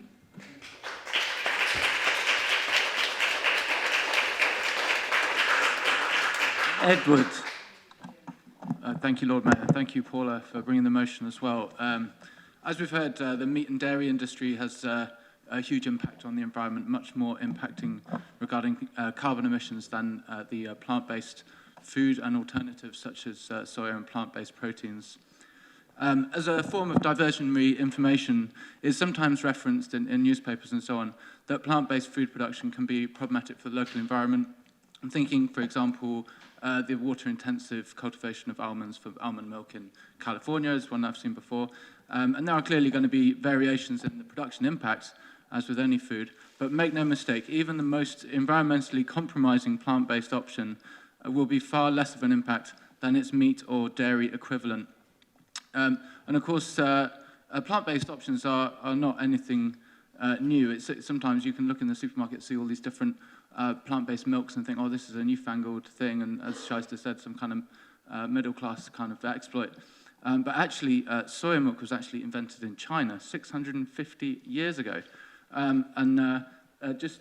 Sorry, this is a bit silly, but obviously, we know Mystic Meg passed away recently, and I thought I would look 650 years into the future. And I think that people at that point will look in astonishment at this current era where we use vast tracts of pasture and former wilderness to feed herds of 800-kilogram herbivores, massively inefficient use of land and resources and food, so that human adults can partake in the mammary sustenance that's intended for the infants of a different species. Some cultures already consider this to be quite bizarre. Now, the UK actually, land use in the UK, we actually use 63% of our land for agriculture, and yet we come nowhere near satisfying our food needs in terms of using that land. And of course, as Alex has said, you don't need to be a vegan to support this motion. You don't need to be a vegan to welcome plant-based options, both at our events and any restaurants. I think it's something that we should all be favouring, whatever we choose to eat at any other time. So please do support the motion. And of course, as Paul has already said, it will of course be the choice of farmers and individuals to make their own choices going forward as well, of course. So yeah, thank you. Thank you.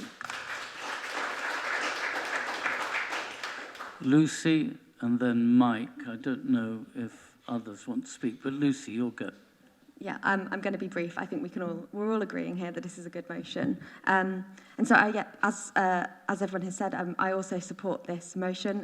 Plant-based diets are better for our planet, they're better for our personal health, and they're part of taking responsibility as citizens of a richer country for our share of global climate emissions.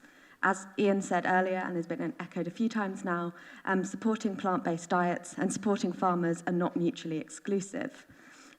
We can do both. This isn't about forcing anyone to do anything in particular. I went to a workshop recently on how to convince centre-right audiences about they should shift their diets. So this is for the centre-right audience. Did you know that most of our animals, not only are they causing lots of emissions and using up a lot of land in this country, but the feed that they consume is actually generally grown in the Amazon in areas which have been deforested because it's much more profitable to grow animal food there, which you ship to the West, than to keep those spaces as that magnificent natural green space. So there's all sorts of impacts there that I don't think we often quantify. So I will just conclude saying I'm pleased to support this motion, and I'm glad that other councillors seem to be agreeing, and it's great that we are copying the good practice of other councils across the county and the country.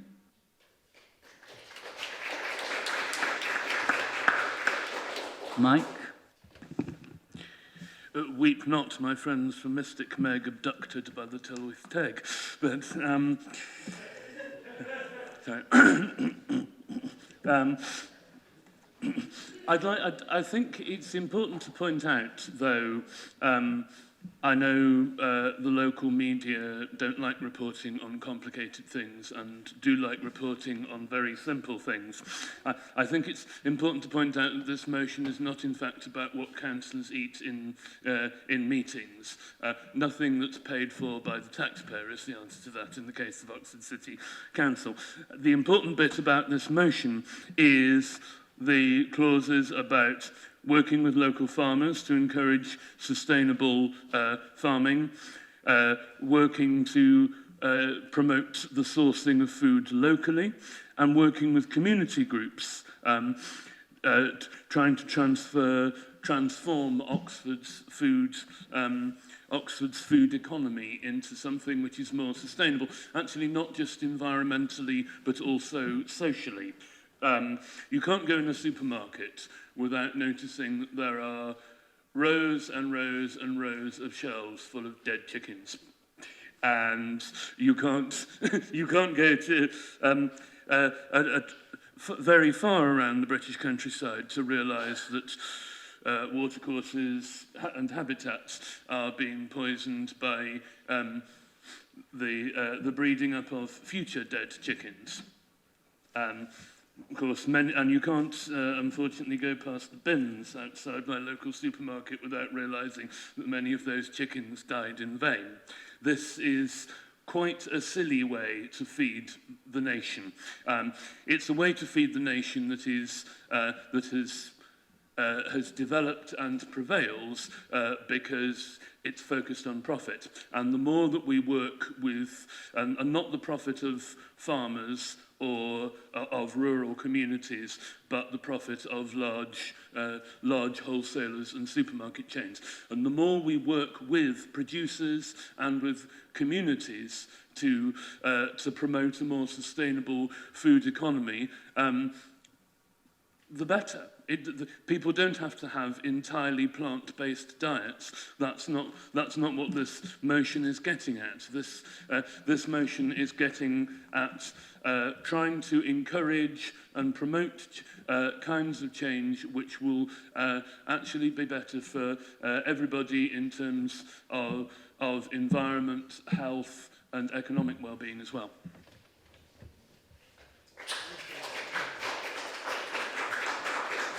Again, just in time, well done. So, who is it? There's someone else who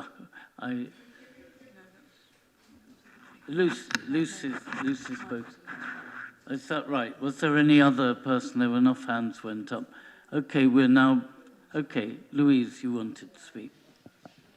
Yeah, just a small point. I think that lots of really good points have been raised, and I just wanted to reassure Council, because I know it's asking me to do things in this motion, but the Food Action Working Group for the city that we've formed along with lots of other partners to engage with the Oxfordshire Food Strategy will, I hope, and I will ensure, spurred on by this motion, include lots of the things that we're talking about today that are aimed at making our food supply chains shorter and reducing the carbon impact on the planet of our food system.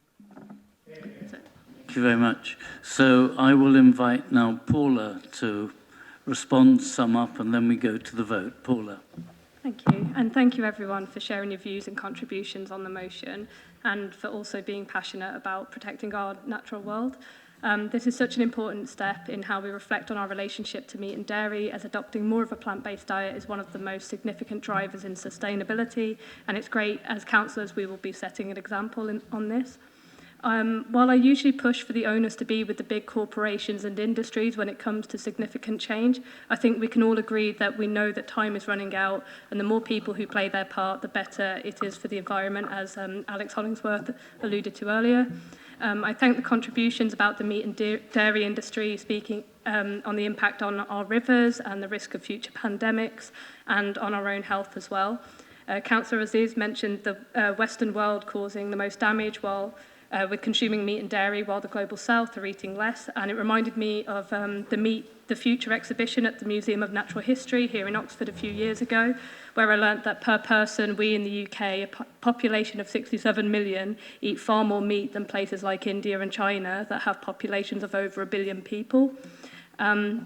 Yes, it is likely we might face some backlash from the press and some farmers who cherry pick and misrepresent the motion for their own agendas, but like anything that challenges the status quo, this is something to be anticipated. And when the scientific evidence and the looming environmental collapse is on our doorstep, it would be a serious mistake to shy away from the progressive change for the sake of a few loud voices misconstruing the motion. So I'll leave it here and hope that you will vote in favour of this motion this evening. Thank you.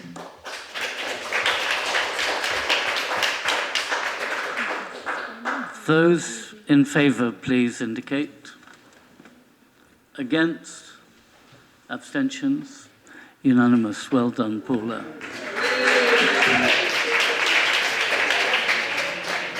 After a long time, we've been hurriedly consulting here because the next motion on the agenda has an amendment which has to be debated first, and we have now something like 9 minutes left. And there is no way we're going to get through all of this within the time we have.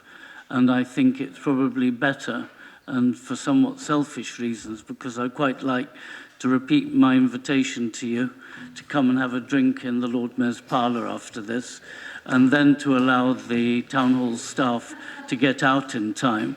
So I hope that's acceptable. I'm sure this will be up at the top next time. And, I'm going to propose, therefore, that we end our meeting today with many thanks. And I need a second. I've got one beside me. So can we vote on that, please? Those in favour of stopping now? Those against?